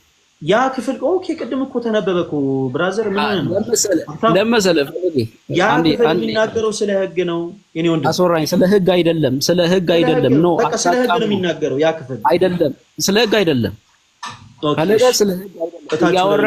አብቲ በጣም ይቅርታ፣ አንድ ቃል ስናገር ፕሊስ፣ እንደ ልጅ ድሮ ልጅዮች እያለን ይሄ የለመዳችሁትን አይነት ብሽሽቅ ለማስመሰል ለምን ትሞክራላችሁ ጋይስ እንዴ? ለምሳሌ የሆነ ክፍል ለምሳሌ ዕብራውያን 9ን ለምሳሌ የሰጡ ሰዎች አሉ። ዕብራውያን 9 ስለዚህ ክፍል ነው የሚናገረው፣ ይናገራል። ክፍሉ እንዳለ ባጠቅልኝ ስለምን እንደሚናገር ሲጀመር ዕብራውያን 9 እና ዕብራውያን 10 የተያዘ ክፍል ነው። ታቦቱ በአዲስ ኪዳን አለ ካለ አንድ ሰው ማስረጃ፣ በቃ ታቦት ይሄው በአዲስ ኪዳን አለ የሚለውን ሐሳብ ቃል በቃል ባይኖርም ይሄው በማስረጃ ይኸው እዚህ ክፍል ላይ እንደዚህ ይላል ብሎ ማሳየት ይቻላል። አለቅ። ከዛ ውጪ ግን ስለ ህግ በጣም በቃ በጣም የሆነ ቀለል አድርገን መወየት የምንችለውን ነገር ፕሊስ ዊርድ አታደርጉት። ሀብትሽ ማስረጃ ልክ ስታገኝ አስገባለሁኝ። እሺ ወንድሜ አስገባለሁኝ። ከዛ ውጪ ግን ወረዳ ላይ ቀበሌ ላይ ስብሰባ የለመዳችሁ ሰዎች ፕሊስ ላይቭ ላይ መታችሁ ስብሰባ ለመሰብሰብ አትሞክሩ። ማለት ማስረጃ ስጡ ማለት የሆነ ሐሳብ ምን አለ መሰላችሁ እንደዚህ አድርገን በዚህ ወተን በዚህ ገብተን አትበሉኝ። እኔ በጣም ስለምጠላ ነው እንደዚህ ነገር በቃ። ስለዚህ ፕሊስ ማስረጃ፣ በቃ ምንም ይሁን ሐሳባችሁ ማስረጃ ነው የምፈልገው እኔ ከመጽሐፍ ቅዱስ ላይ። እንደዛ አድርገን እንወያያለን። እሺ ሳሚ አለክ? ከደምሮ በፊት ስለቀደምክ ሳሚ አለክ? ከላይ ቦታል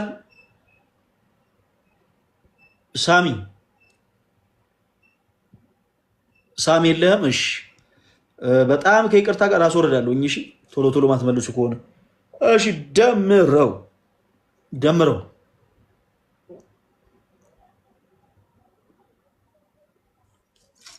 ወይ ዲያቆን ሰላምላንቱን ምንድን ነው ዝም የምትለው? አይ እንትን ነው ያው ታውቃለህ፣ ይሄ ፕላትፎርም ከባድ ነው። እሺ ሆነልህ፣ ችግር የለውም። ባለፈው በጣም ይቅርታ ላይቭ ላይ ሆነን ቻርጅ ሰክቼ ነበር የገባሁት። ደሜ በጣም ይገርምሃል። እንዳጋጣሚ 1% እንዳለ መብራት ጠፍቶ ምናምን ነው ከላይ የሚወጡት። ሰው ንቀት ምናምን እንዳይመስልክ ነው። በጣም ይቅርታ። ኧረ እኔ አንተ አከብራለሁ፣ አባቴ አከብራለሁ። ትክክለኛ የተዋህዶ ልጅ ነህ አባ። እወዳለሁ፣ አከብራለሁ። አቤት መካብ እኮ ትችላለህ። ዛክስ ይላል በጣም መካብ ትክክለኛ። ሌሎቹ ትክክለኛ አይደሉም። አይ ኖ ሁሉም ትክክለኛ ናቸው። አይ ትክክል። እኔ ለማነጻጸር አይደለም። እኔ አንተ በአካልም በዚህም ስለማቀቅ ገባ። በአካልም በዚህም አንድ ነህ፣ ለውጥ የለህም። እሺ እናመሰግናለን። ለማንኛውም እሺ ምንም ችግር የለውም። ደሜ ባለቤት ደህና ነች? ልጆች ደህና ናቸው? አዎ ደህና ናቸው ዲያቆንዬ። አንተ እግዚአብሔር እንግዲህ ይህን ዕድል ይስጥህ።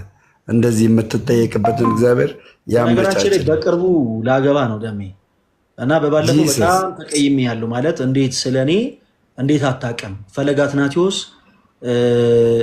እጮኛ እንዳለው እንዴት አላወቅም እስካሁን? ምክንያቱም ሌሎቹ ያውቃሉ ፈለገ አትናቴዎስ እጮኛ እንዳለው there is not ያገባ information ወራቶች እንደቀሩት እንዴት አላወቅም አንተ? ኖ እኔ ሸክ ብዬ ልክ ብዬ ነው ከአዳማ ከች ምለው። አንተ ብቻ ጥራኝ አንተ እንጂ በፍጹም ሰርጌ ላይ አትመጣም። ለምን ዮሐድን ደግሞ ከእንደገና ፎቶ አንስተህ አብዴት የሆነ ፎቶ አረ ብራዘር፣ አረ ዲያቆን ተው ተው ተው ተው፣ የወቀሳ እኔ ግራ ገባኝ። ተው ተው ወንድሜ፣ እኔ ወዳለሁ አባቴ። እሺ ታቦት ሽምግልናም ከፈለግ ወይንስ አለ። የለም ወደሚለው ቶፒካችን ንግባ። ለማንኛውም እሺ እሺ ታቦት በአዲስ ኪዳን አለ ወይንስ የለም? ታቦት በአዲስ ኪዳን እግዚአብሔር ለብሉይ ኪዳን የቀረጸው አይነት ታቦት የለም። አዲስ አሁን አዲስ እንደመጡ ሰዎች ላይ ብላይ ምናምን አንተ እናስተዋውቅ ፕሮግራም አዲስ ኖ የለም። አጭር ጥያቄ ሲሆን አዲስ ኪዳን ላይ ታቦት ተቀርጾ የተቀመጠ የለም። ለአዲስ ኪዳን የተቀረጸ ታቦት የለም። ቀርጾ ምናምን እንደዚህ ሆኖ ምናምን የሚል ቅጽንም አትጨምር። እኔ እንደጠየቅኩ አድርገህ መልስልኝ። እሺ ደሜ እንደው መጽሐፋቸው ራሱ ይሄን ሐሳብ ያስተምራል ወይ? እኔ ቁም ነገር ነው የምነግርህ ደሜ፣ በደንብ አዳምጠኝ። ጨምሬ ቀንሼ አይደለም የምነግርህ። እነ ጽጌ እነ ኤርሚ እነ በሪሾ ምናምን አንድ ላይ 5 ሆነው የመጀመሪያ ጊዜ ቲክታክን ስጠቀም በታቦት ዙሪያ ውይይት እያደረጉ ገብቼ ያው ስለ አዲስ ኪዳን ታቦት ውይይት ሲደረግ በአዲስ ኪዳን የለም ከየት አምጥታችሁ ነው ሲሉ የዛን ሰዓት ከኔ ጋር የተወያየው በሪሾ ነው። ኤርሚያስ ከማን ጋር ትወያያለህ ብሎኝ ማለት ነው። እና እኔ ደግሞ ጉልቻ ቢቀያየር ወጥ ያጣፍጥም፣ ስለዚህ ችግር የለውም ከእናንተ አንዱ ቢያወራኝ ችግር የለውም አልኳቸው። በሪሾ የሚባለው ሰው አወራ እና ታቦት በአዲስ ኪዳን የለም ሲል ከየት አምጥተው ነው ስለው ስለ እውነት ነው የምልህ ፍትሃዊ አይምሮ ስላለው አሁን ምንም እኔ ፕሮቴስታንት ስለሆነ ምን ስለሆነ አይደለም፣ ፍትሃዊ አይምሮ ግን ስላለው በዛኑ ቅጽበት ያ ሰው መጽሐፍ ቅዱሳዊ እንደዚህ ሐሳብ የለም መጽሐፍ ቅዱስ እንደዚህ የሚል ነገር የለም ብሎ እዛው ላይ ብለ ያምናል።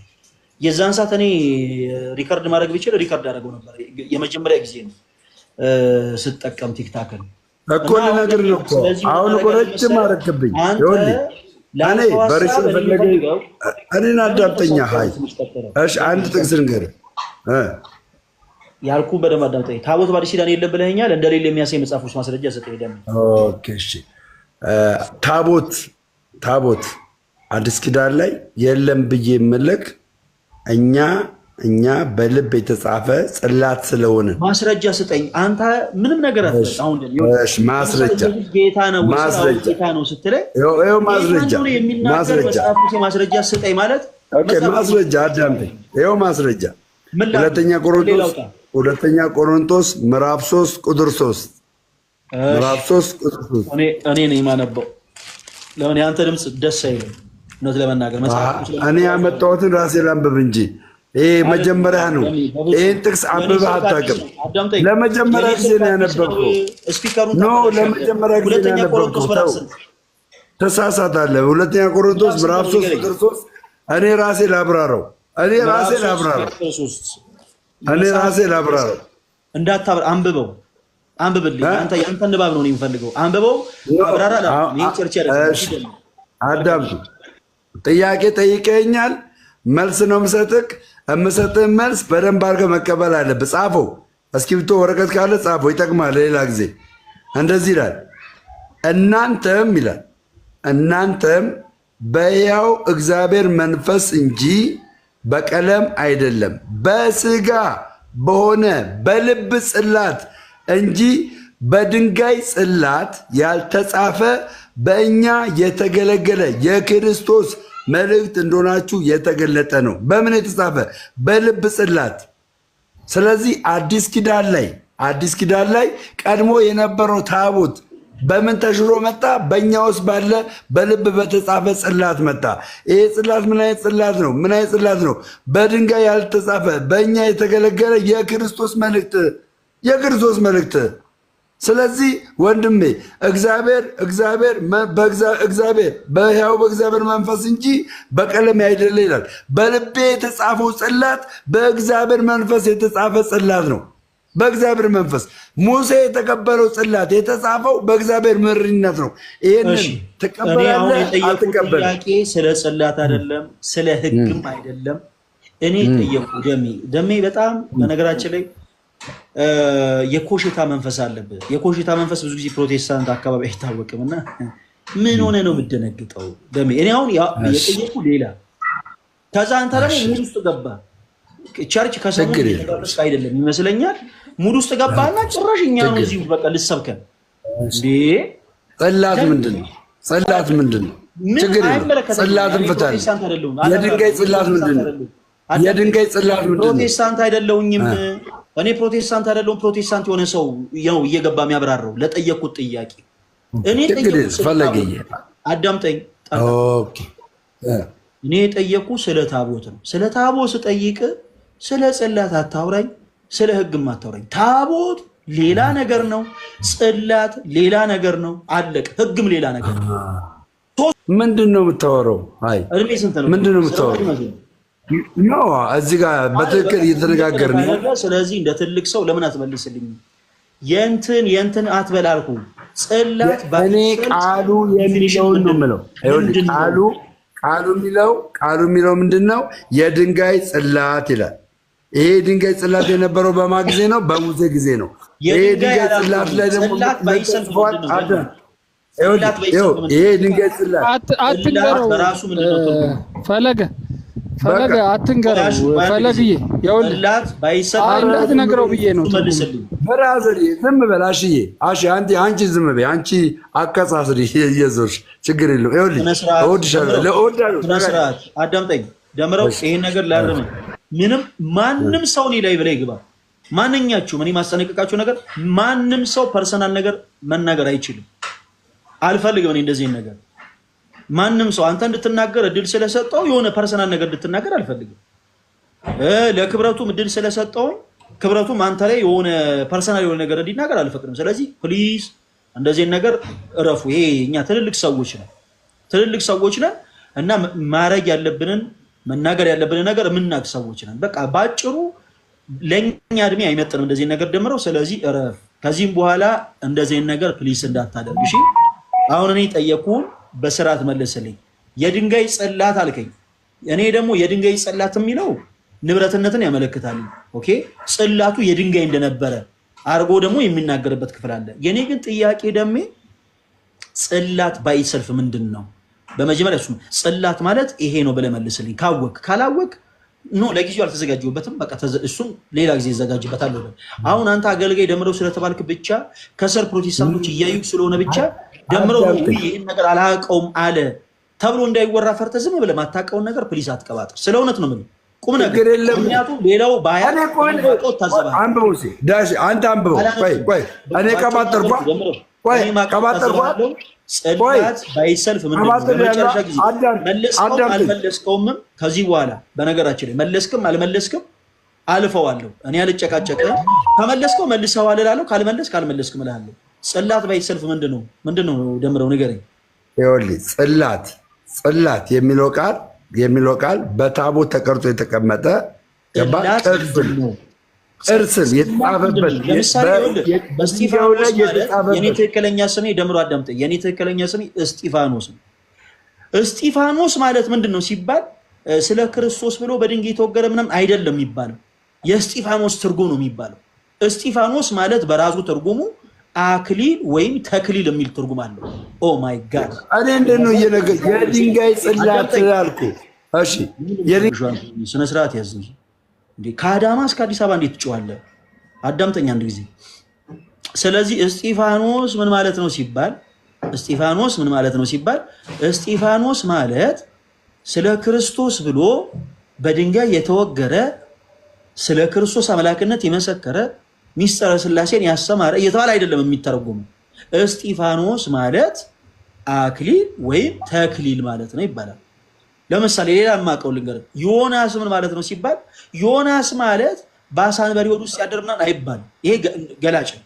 ኦኬ ዮናስ የሚባለው ነብይ ግን ምን አድርጎ ነበር ሲባል ግን ወደ ነነዌ ተልኮ ወደ ተርሲስ አረ ረጅም አታርገው በጌታ አረ በጌታ ከዚህ በኋላ ደሜ ስለ እውነት አስወርዳለሁ ደሜ ስለ እውነት ማይክል ሚት አደርገው ኦኬ ሰው እየጨመረ ስለመጣኔና አዋርድ ታስወርደኝ አዋርድ ታስወርደኝ ጥያቄ ጠይቀኛል ልመልስላ እሺ ማይክህን ሚት አድርጌዋለሁ እኔ ስፈቅድልህ ማይክን ተከፍቷል እሺ ደሜ ፕሊስ እባክህ ከዚህ በኋላ ግን ከከፈትከው ባንተ ነው በቃ እኔ ነግሬህ የለ አስጠንቅቄሃለሁ ከዚህ በኋላ ከከፈትከው ምንም ሳላስጠነቅቅ አስወርዳለሁ ምንም ሳላስጠነቅቅ መመለስ የምትፈልግ ከሆነ ግን ጠብቅ ዮናስ ምን ማለት ነው ሲባል ዮናስ ማለት ባይትሰልፍ ትርጉሙ የዋ ወይም ቅን ማለት ነው ዮሐንስ ምን ማለት ነው ሲባል ሐሴት ፍስሐ ደስታ ማለት ነው ይባላል ትርጉሙ በቃ እንደዛ ነው የሚመለሰው እንጂ የሆነ ዮሐንስ የሚባለውን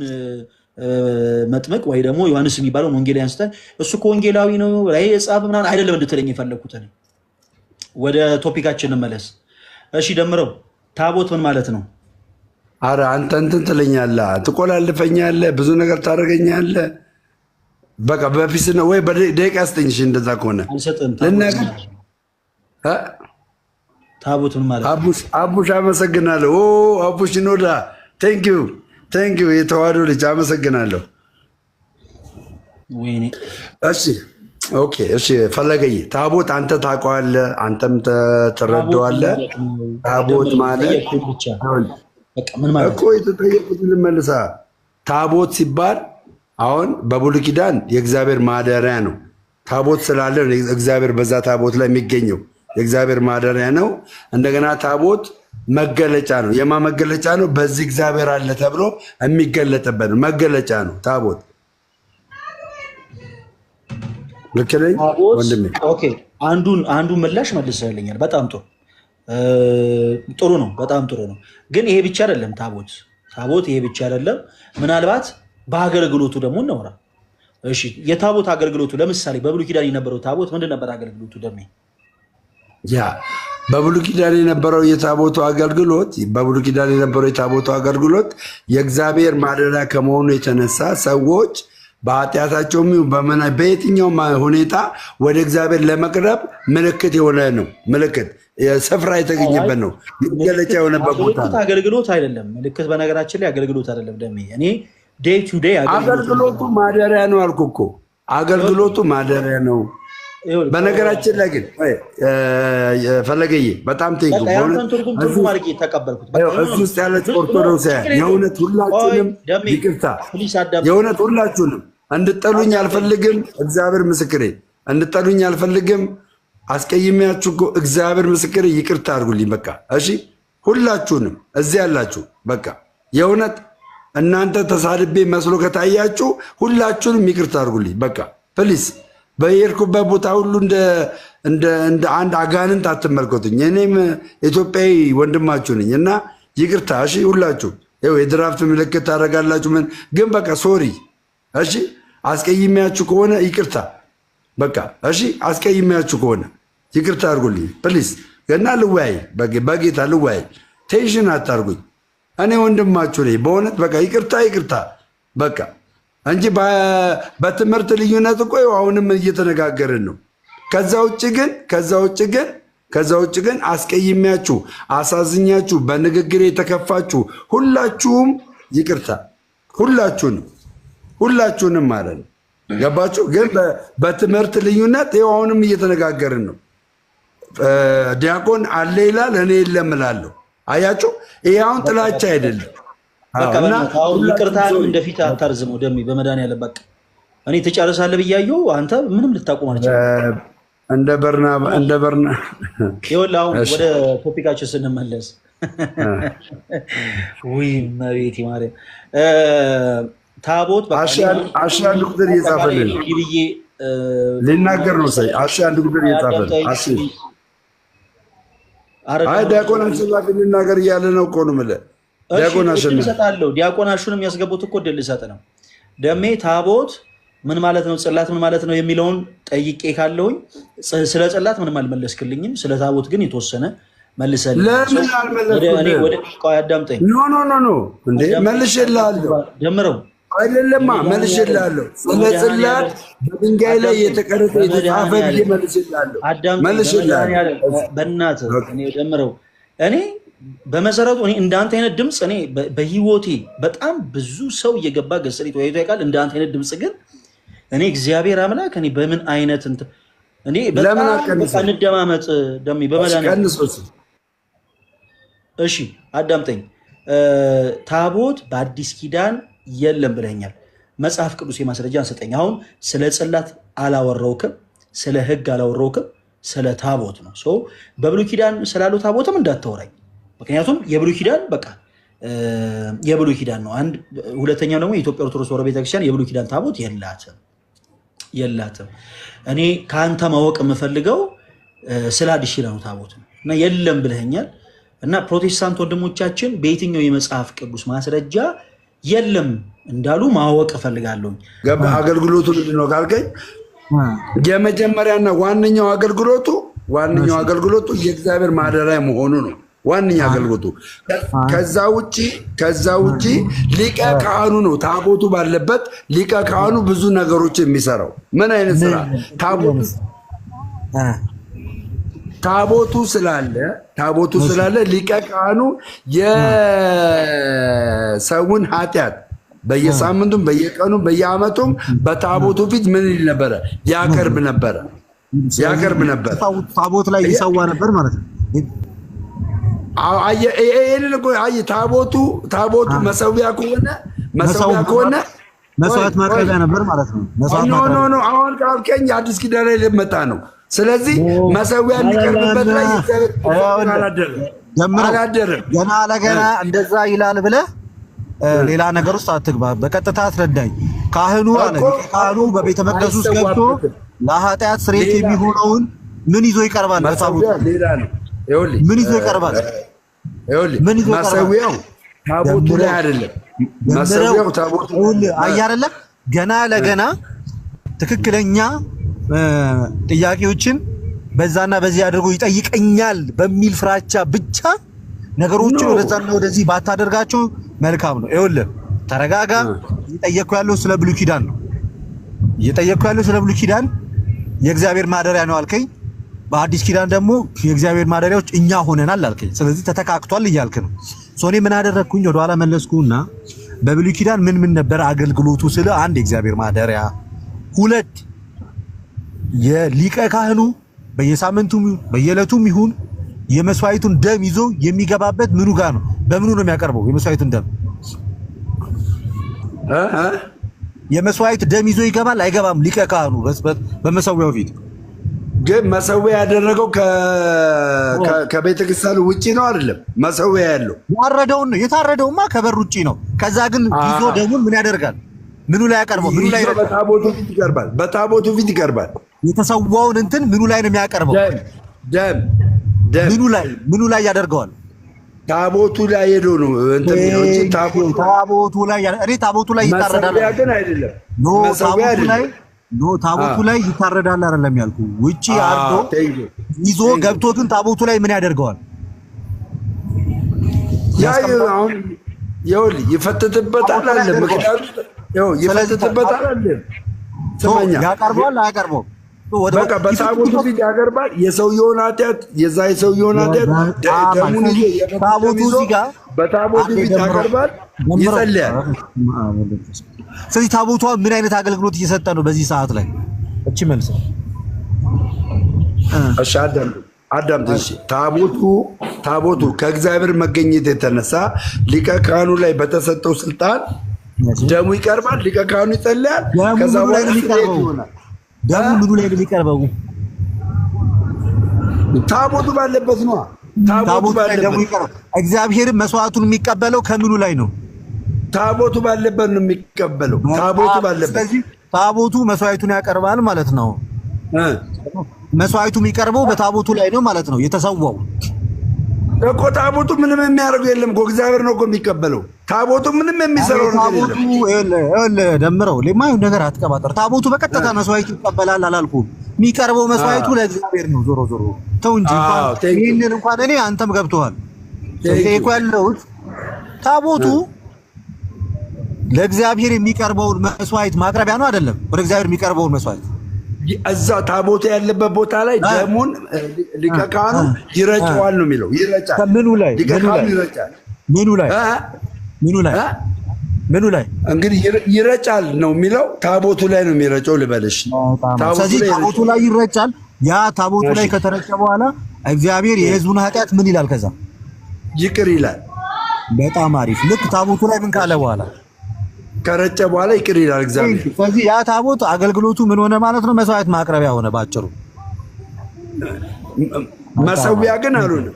መሰዊያ አልሆነም። መስዋዕት ማቅረቢያ ሆነ። እኛ እኮ የአዲስ ኪዳን መሰዊያ ታቦቱን ይኸውልህ፣ ታቦቱን የአዲስ ኪዳን መሰዊያ የምንለው መስዋዕቱን ስለምናቀርብበት ነው። ገብቷል? መስዋዕቱን ስለምናቀርብበት ነው። የአዲስ ኪዳን መሰዊያ ተብሎ የተጠራው ታቦት የጌታችን የኢየሱስ ክርስቶስን ቅዱስ ስጋውና ክቡር ደሙን ዋቸው 2 ነው 3 ነው የሚለውን እያወቅ አትዋሽ። ከዚህ በኋላ በቃ ይቅርታ ነው ወይ? ይሄ እኮ ስድብ እኮ አይደለም። በትምህርት አሁን እኛ ጋም አንድ አይደላችሁም ነው የምንባለው። አንድ መሆናችንን ነው የምናሳየው። ይህን ስላላችሁ ስድብ ነው እኮ አይደለም። ገባ? ግን እኔ በዚህ መልኩ ማንኛውም ሰው አይምሮ እንዲጠበስ ስለማልፈልግ ይቅርታ ብያለሁ። ገባ አይደል? ወይ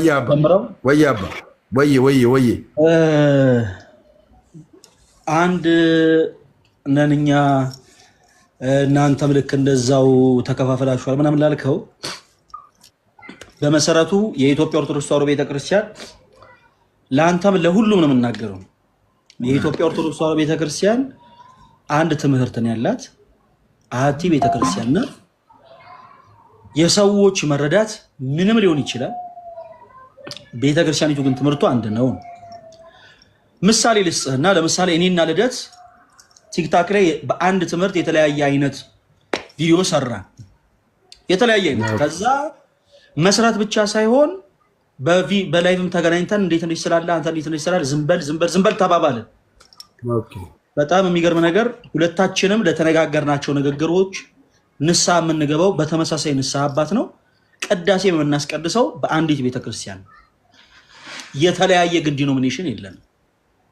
ስለዚህ ምንም ይሄንን ለማወቅ ምንም መሆን አይጠበቅም። ፕሮቴስታንት ሲሆን ምዕራፍ 29 ላይ አውታነ ኢየሱስ አለ ዲኖሚኔሽን ለማለት ፈልጌ ነው። ለዚህ ይቀርታ ኦሪት ዘጸአት ምዕራፍ 29 ከቁጥር አንዴ ከቁጥር ኦሪት ዘጸአት ምዕራፍ 29 ከቁጥር 37 ላይ ያለው አውጡልኝና መሰዊያው እንዴት ቅድስተ ቅዱሳን እንደሆነ መሰዊያው ያለ የሚጠራው ምን እንደሆነ በዛው ማሳያችኋለሁ። መጽሐፍ ቅዱስ መክፈት የሚችል ሰው የለም? ኦሪት ዘጸአት ምዕራፍ ስንት ላይ ነው? ኦሪት ዘጸአት ምዕራፍ ስንት? ምዕራፍ 29 ከቁጥር 37 ላይ ትንሽ ከፍ ብለህ ብታነብልን መልካም ነውና እዛ ጋር ስለ ታቦቱ አጠቃላይ ታቦቱ መሰዊያ እንደሆነ አገልግሎት የመሰዊያ አገልግሎት እንደሚሰጥ በግልጽ ይናገራልና እዛ ክፍል ላይ ኦሪት ዘጸአት ሶሪ ያንን ጉዳይ መጣውበት በዋነኝነት የመስዋዕቱ አገልግሎት ምን እንደሚሆን ለደምረው ባጭሩ ቅድም ከተናገርኩት ነገር ጋር አንድ ላይ ያይዤ ላስረዳው ነው። ደሜ ይላል አንቺ ከባድ ሚዛን የሆንሽ ሰው ታስፈራሪያለሽ ደግሞ አልፎ አልፎ። ኧረ ብራዳ አባቴ I respect you. You know that? Honestly speaking, I respect you. All of them. እሱን አዳምጣውን ሳነበር እሱን ተው። እሺ እንዳዘዝሁም ሁሉ ለአሮን ልጆች ከ30 ጀምሮ ከላይ ጀምሮ ስላልክ ኦኬ። እንዳዘዝሁም ሁሉ ለአሮን ለልጆቹ እንዲያደርግ 7 ቀን እጆቻቸውን ትቀድሳለህ። ዕለት ዕለትም ስለማስተስረይ ለኃጢአት መስዋዕት ወይፈኑን ታቀርባለህ። ማስተስረያን ባደረከ ጊዜ መሰዊያውን ታነጻዋለህ። አንድ ጊዜ እዚህ ጋር ያዝኛ። እሺ ቀጥል። ቅዱስም ይሆን ዘንድ ትቀባዋለህ ይላል። ከዛ 7 ቀንም መሰዊያውን ታነጻዋለህ፣ ትቀድሰውም አለ። መሰዊያውም ቅዱሰ ቅዱሳን ይሆናል። መሰዊያውን የሚነካ ሁሉ ቅዱስ ይሆናል ይላል። ከዛ በኋላ ኦኬ ደምረው መስዋዕት ይላል እዚህ ጋር መሰዊያ እያለ ይናገራል። መስዋዕቱ ምንድነው? መሰዊያው ምንድነው? ኦኬ በመጀመሪያ ግን ማለት ነው እዚህ ጋር ልዩነት ያለው ነገር ተናግራል። ልዩ የሆነውን ነገር አንደኛ ታነጸዋለህ ይላል። መሰዊያውን ታነጸዋለህ። ልቀጥል። ኦኬ መሰዊያውን ታነጸዋለህ ቅዱስም ይሆናል ይላል። መሰዊያውን ታነጸዋለህ ቅዱስም ይሆናል ይላል። የትኛው መሰዊያ ነው ቅዱስ የሚሆነው? ታቦቱ መጀመሪያ ቅዱስ ሆኖ አልመጣም? ይሄንን ማወቅ መቻል አለበት። እሺ መሰዊያው፣ እሺ መስዋዕቱ ደግሞ ምንድነው? መስዋዕቱ ወይፈኑ ነው። ስለሱ አይደለም መስዋዕቱና መሰዊያው እሱን አይደለም እሱ ያወራል እንትን ነው ነበረበት እንትን ነበረበት አይደለም ያለክ። ኦኬ ይሄው መስዋዕቱና መሰዊያው ነው ያልከኝ። መሰዊያው የተባለው ምንድነው? መስዋዕቱ ምንድነው? ኦኬ መሰዊያውን ታነጸዋለህ አለ። መሰዊያውን ታነጸዋለህ ሲል ታቦቱን ይነጻል። ታቦቱ ነው የሚነጻው። መሰዊያ ይባላል። ምን አይነት ዕቃ ነው? ከምን የተሰራ ዕቃ ምንድነው? ለመስዋዕት የሚሰራ ዕቃ ነው። ያ ለመስዋዕት የተሰራውን ዕቃ ምን ትለዋለህ? ለምሳሌ ምን አይነት ዕቃ ነው? ወይፈኑ የሚታረድበት ነው መሰዊያው እያለ ያለ የምትለው አንተ? ወይፈኑ የሚታረድበት ዕቃ ነው እያልክ ያለው? ያ ስለዚህ ወይፈኑ የሚታረድበት ያ ዕቃ ቅድስተ ቅዱሳን ይባላል እያለ ነው ማለት መጽሐፍ ቅዱስ። አይደለ? እዚህ ጋር ነው ያ ዕቃ ቅድስተ ቅዱሳን ይባላል። አንብብለት። ኧረ ራስህን አጥልቅና አንዴ ፈለገ ፕሊዝ። እኔ እንደዚሁ ለደምረው ምንም ካሜራ ማዞር አያስፈልግም። አንብብለት። ዕለትም ስለማስተስረይ ለኃጢአት መስዋዕት ወይፈኑን ታቀርባለህ። እሺ ማስተስረያን ባደረገ ጊዜ መሰዊያውን ታነጻዋለህ፣ ቅዱስም ይሁን ዘንድ ትቀባዋለህ። 7 ቀን መሰዊያው ታነጻዋለህ፣ ትቀድሰውማለህ። መሰዊያው ቅዱሳን ይሆናል። ከዛ መሰዊያም የሚነካ ሁሉ ቅዱስ ይሆናል ይላል።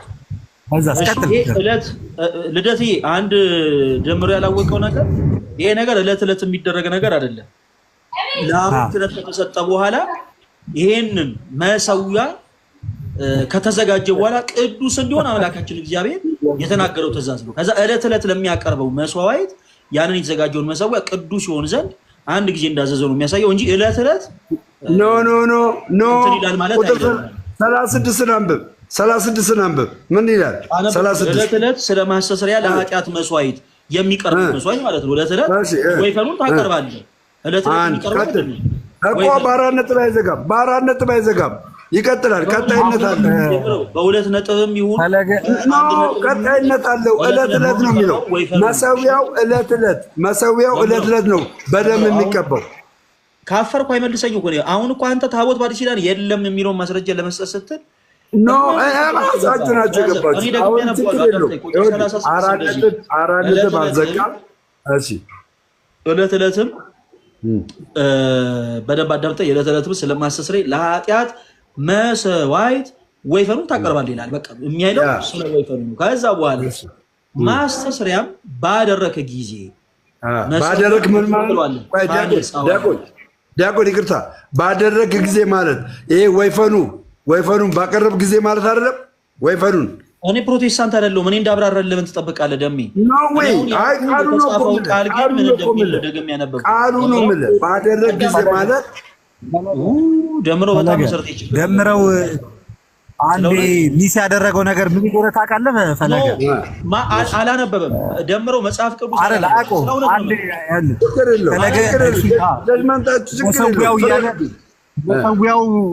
መሰዊያ ብሎ እየተናገረ ያለው ወይፈኑ የሚታረድበትን ነው መሰዊያው እያለ ያለው ኢማጂን። ስለዚህ ደምረው በአንተ ንግግር ከሆነ መሰዊያ ያልከው ወይፈኑ የሚታረድበትን ከሆነ መጀመሪያ በመሰዊያው ወይፈኑ ይታረድና ከዛ ከወይፈኑ ደም የሚወጣው ደግሞ እንደገና መሰዊያው ይቀባል። ለምንድን ነው የሚቀባል? ካረድክም በኋላ ቅዱስ እንዲሆን መጀመሪያ ሲያርደው አይነካውም እንዴ ደሙን? ኖ እንደዚህ አይነት ሎጂክ የለም። ይኸውልህ ዕለት ይላል። አዳምጠኝ። ዕለት ቃሉ ነው እኮ የሚለው ዕለትም ስለማስተስረያ ኃጢአት። አሁን እኮ ከርዕሳችን ወጥተን ነው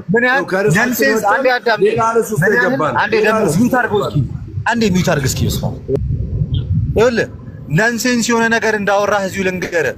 መሰዊያውን እሱ እኮ ይሄ ማረጃውን እኮ ነው እያለ ያለው።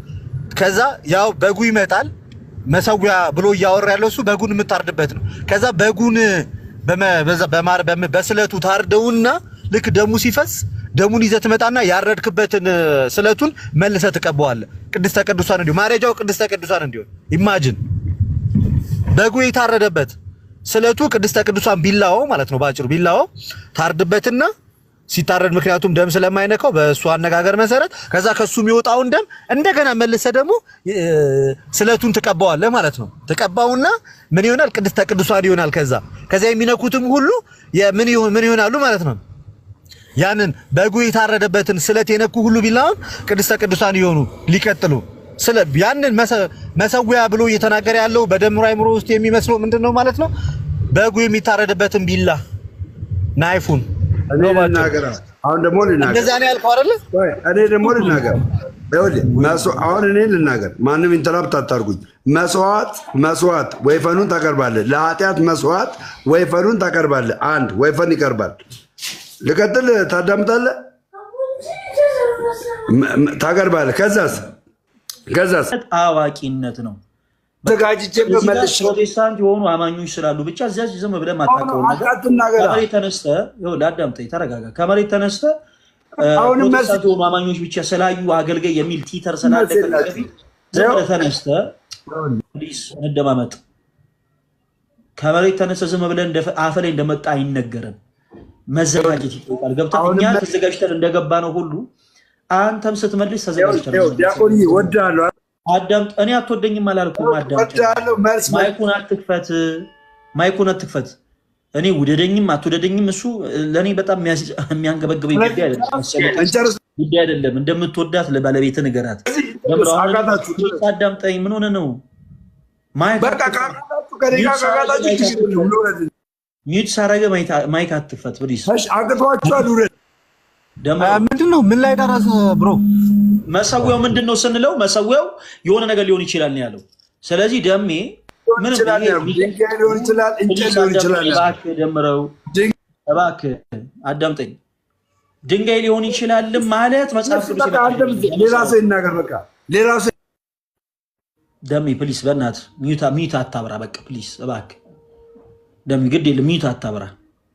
በቃ ለሁላችሁም እኔ በወንድምነት የምናገረው ነገር ስለ እውነት ነው የምላችሁ። ለሁላችሁም እህት ወንድሞች፣ እኔ ፕሮቴስታንትም ሆኑ ዋቴቨር ኦርቶዶክስም ሆኑ ማንበብ ምሉስ ያደርጋል። ሳታነቡ የሆነ ነገር ለመናገር በቃ ምንም እንትን አትበሉ፣ አትድፈሩ። ጥሩ አይደለም። ዝግጅት ይጠይቃል። ዝግጅት ነው የምመልስልህ። አትፍረድ፣ ዝም በል። ከመለስክ እንነጋገር። ምን ያለበት ዝላይ አይችልም ይባላል እና ዝም በል። አሁን እኔ ስለ ሁሉም ነው እየተናገርኩ ያለው። ስለዚህ አንተ ማይክ አትክፈት። መልሼልሃለሁ። አታውቅም አትበል። አታውቅም በቃ ደምሮ ታች አስወርጄሃለሁ። የኔ ወንድም ስትረጋጋ ተረጋግቻለሁ ብለህ ጻፈልኝ። ስለ እውነት አስገባለሁ። የሆነ ነገር ሊሆን ይችላል የሚል መልስ መጽሐፍ ቅዱስ አይደለም። አሁንም ደግሞአለሁ። ዝግጅት ያስፈልጋል።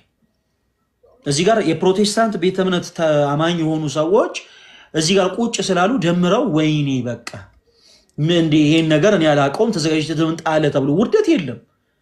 በቃ ስለ እውነት ነው የምላችሁ። እኔ ማምነበትን ነገር ነው የምናገረው። የትም ቦታ ሄጄ እኔን ተጠየቂ ካላወቅኩ አላውቅም። ሌላ ቦታ ብቻ ሳይሆን እኔ እዚህም ላይቭ ላይ ተጠየቂ አላውቅም ብያለሁ። ልደት ታስታውሳለህ? ለጥያቄዎቻችሁ መልስ የሚል ፕሮግራም ተዘጋጅቶ አንዳንዴ ሰው የሚጠይቀውንም ጥያቄ አያውቅም። ብቻ ግን አንድ በጣም በቃ የሚገርም ጥያቄ ተጠየቀ። ልደትና ኢዮብ እና ይዋድ ጮሌ ናቸው። ፈለገ አንተ መልስላት ብለው ለኔ ሰጡ። ጥያቄው ምንድን ነበረ? እመቤታችን ቅድስት ድንግል ማርያም ወደ ኤልሳቤጥ ስትሄድ የያዘችው የስንዴ ንፍሮ ነበር ወይንስ የባቄላ ንፍሮ ተብሎ። አሁን ይኸውላችሁ ልደትም ኢዮብም ይዋድም ሲስተም ተጠቀሙ። ምን ብለው? ፈለገ አንተ መልስላት እንጂ መልስላት አሉ። እኔ እግዚአብሔር በሚያውቀው አላውቅም። በቃ እኔ ማላውቀውን ነገር መፈትፈት አለብኝ? አላውቅም። በቃ የሆነ ነገር እኮ ሊኖር ይችላል እኮ እንደዚህ አይነት የሆነ የተጻፈ በመጽሐፍ በታሪክ ደረጃ ያለ የሆነ ነገር ሊኖር ይችላል። በቃ እኔ ግን ለጊዜው አላውቅም። እግዚአብሔር በሚያውቀው እኔ ምላሽ አላውቅም። ስለዚህ ይሄ ሰዎችን ወደ ስህተት አይመራም። በቃ መዘጋጀት ካለብኝ እኔ እዘጋጃለሁኝ። ሲጀመር ይሄ እንደዚህ አይነት ጥያቄዎች በርግጥ እንደው መዘጋጀት የሚያስፈልጉ አይደሉም። ግን አሁን ደምረው እንደጠየቀው አይነት ጥያቄ ግን መዘጋጀት ይጠይቃሉ። ታቦት በአዲስ ኪዳን አለ ወይስ የለም ሲባል ያነካከው ነገር የለም። በቃ ዝም ብሎ ልክ እኛ ስላወቅን ገዝተ ላይ ስለገባ እና ደግሞ ፕሮቴስታንት አማኞች አገልጋያቸው ስለሆንክ አገልጋይ የሚል ቲተር ስለተጻፈልን እማታውቀውን ነገር ዝም ብሎ መጮ ጥቅም የለውም። በቃ ባጭሩ ጥቅም የለውም፣ ዩዝለስ ነው እና እንደዛ ባይሆን መልካም ነው። ለማንኛውም ሌሎችም ፕሮቴስታንት እህቶች ወንድሞች አሁን እድል ስንሰጣችሁ እንደው በጌታ ፍቅር ለምናችኋለሁ ተደማምጠን ቢሆን መልካም። በቃ ተደማምጠን መሆን ያለበትን ይሄ ነው በቃ የኛ አስተምሮ ይሄ ነው እያላችሁ ትመልሱልናላችሁ።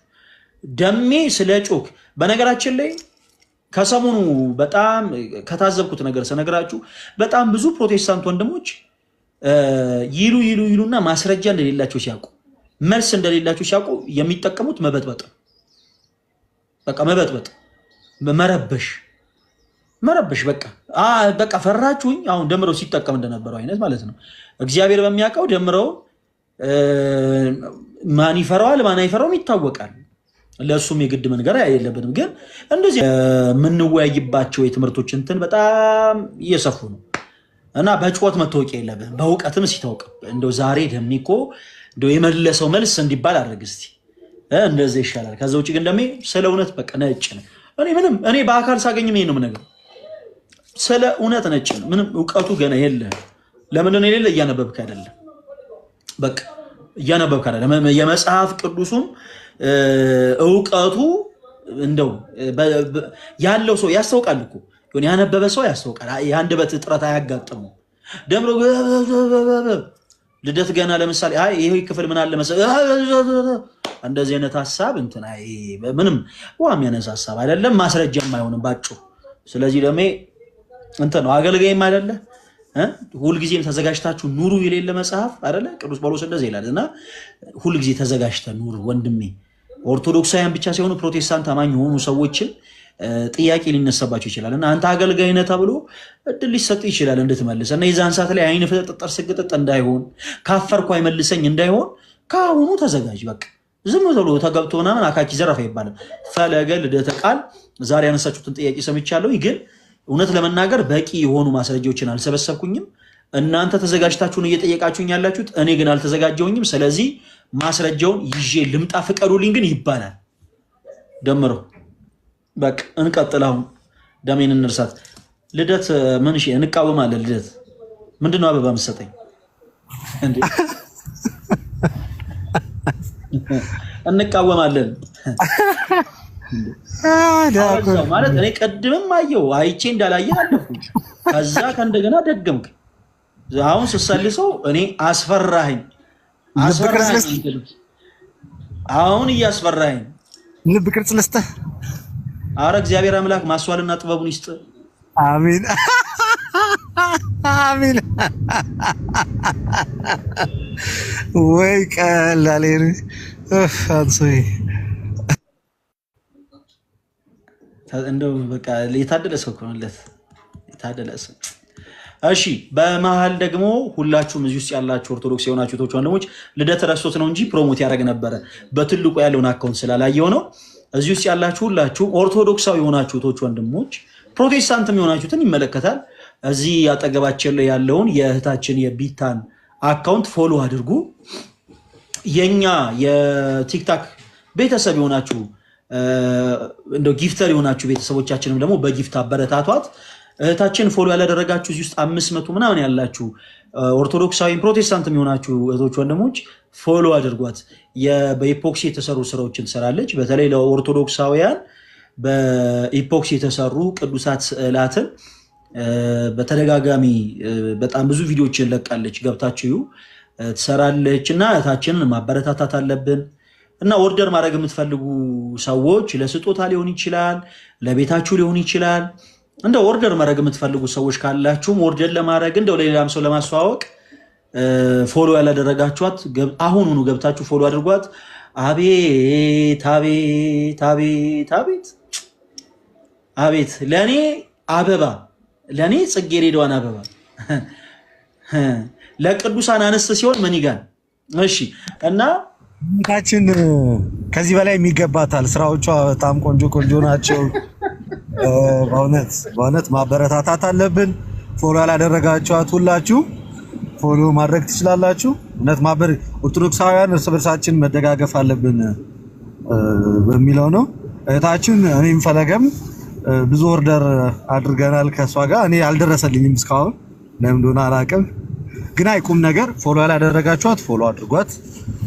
እንደዚሁም በአንድም በሌላም እርስ በርሳችን ብንደጋገፍ አብረን ብናድግ አብረን ብንለወጥ እውነቴን ነው የማወራው እጅግ በጣም መልካም። አሁን 520 ሰዎች አላችሁ። 520 ሰዎች ፎሎ አድርጋችሁ የምትሰራቸውን እቃዎች ብታስተዋውቁላት እናንተ ባትገዙ ለሚገዛ ሰው ሼር ብታደርጉ መንፈሳዊ ስራ ነው። ይሄ ትልቅ ነገር ነው። ሁለት ነገር ተተርፋላችሁ በሁለቱም መንገድ። አንድ ስራው መንፈሳዊ ስራ ነው። ሁለት ለስራ ያለን ሰው መደገፍ ደግሞ ይሄ ኦርቶዶክሳዊ ነው። ስለዚህ ከዚህ አንፃር እንደዛ አስቡት ለማለት ነው። እግዚአብሔር ያክብርልኝ። ልደት ከተፈጠርክ እንደዚህ ፕሮሞት አድርጋ አታውቅም በነገራችን ላይ። ሃሌሉያ በእውነት እግዚአብሔር ይባርክ። በጣም በጣም በጣም በጣም ድንቅ አገላለጽ ነው በእውነቱ እና እናመሰግናለት። ይሄ ስለዚህ በቃ ፎሎ ያላደረጋችኋት ፎሎ አድርጓት።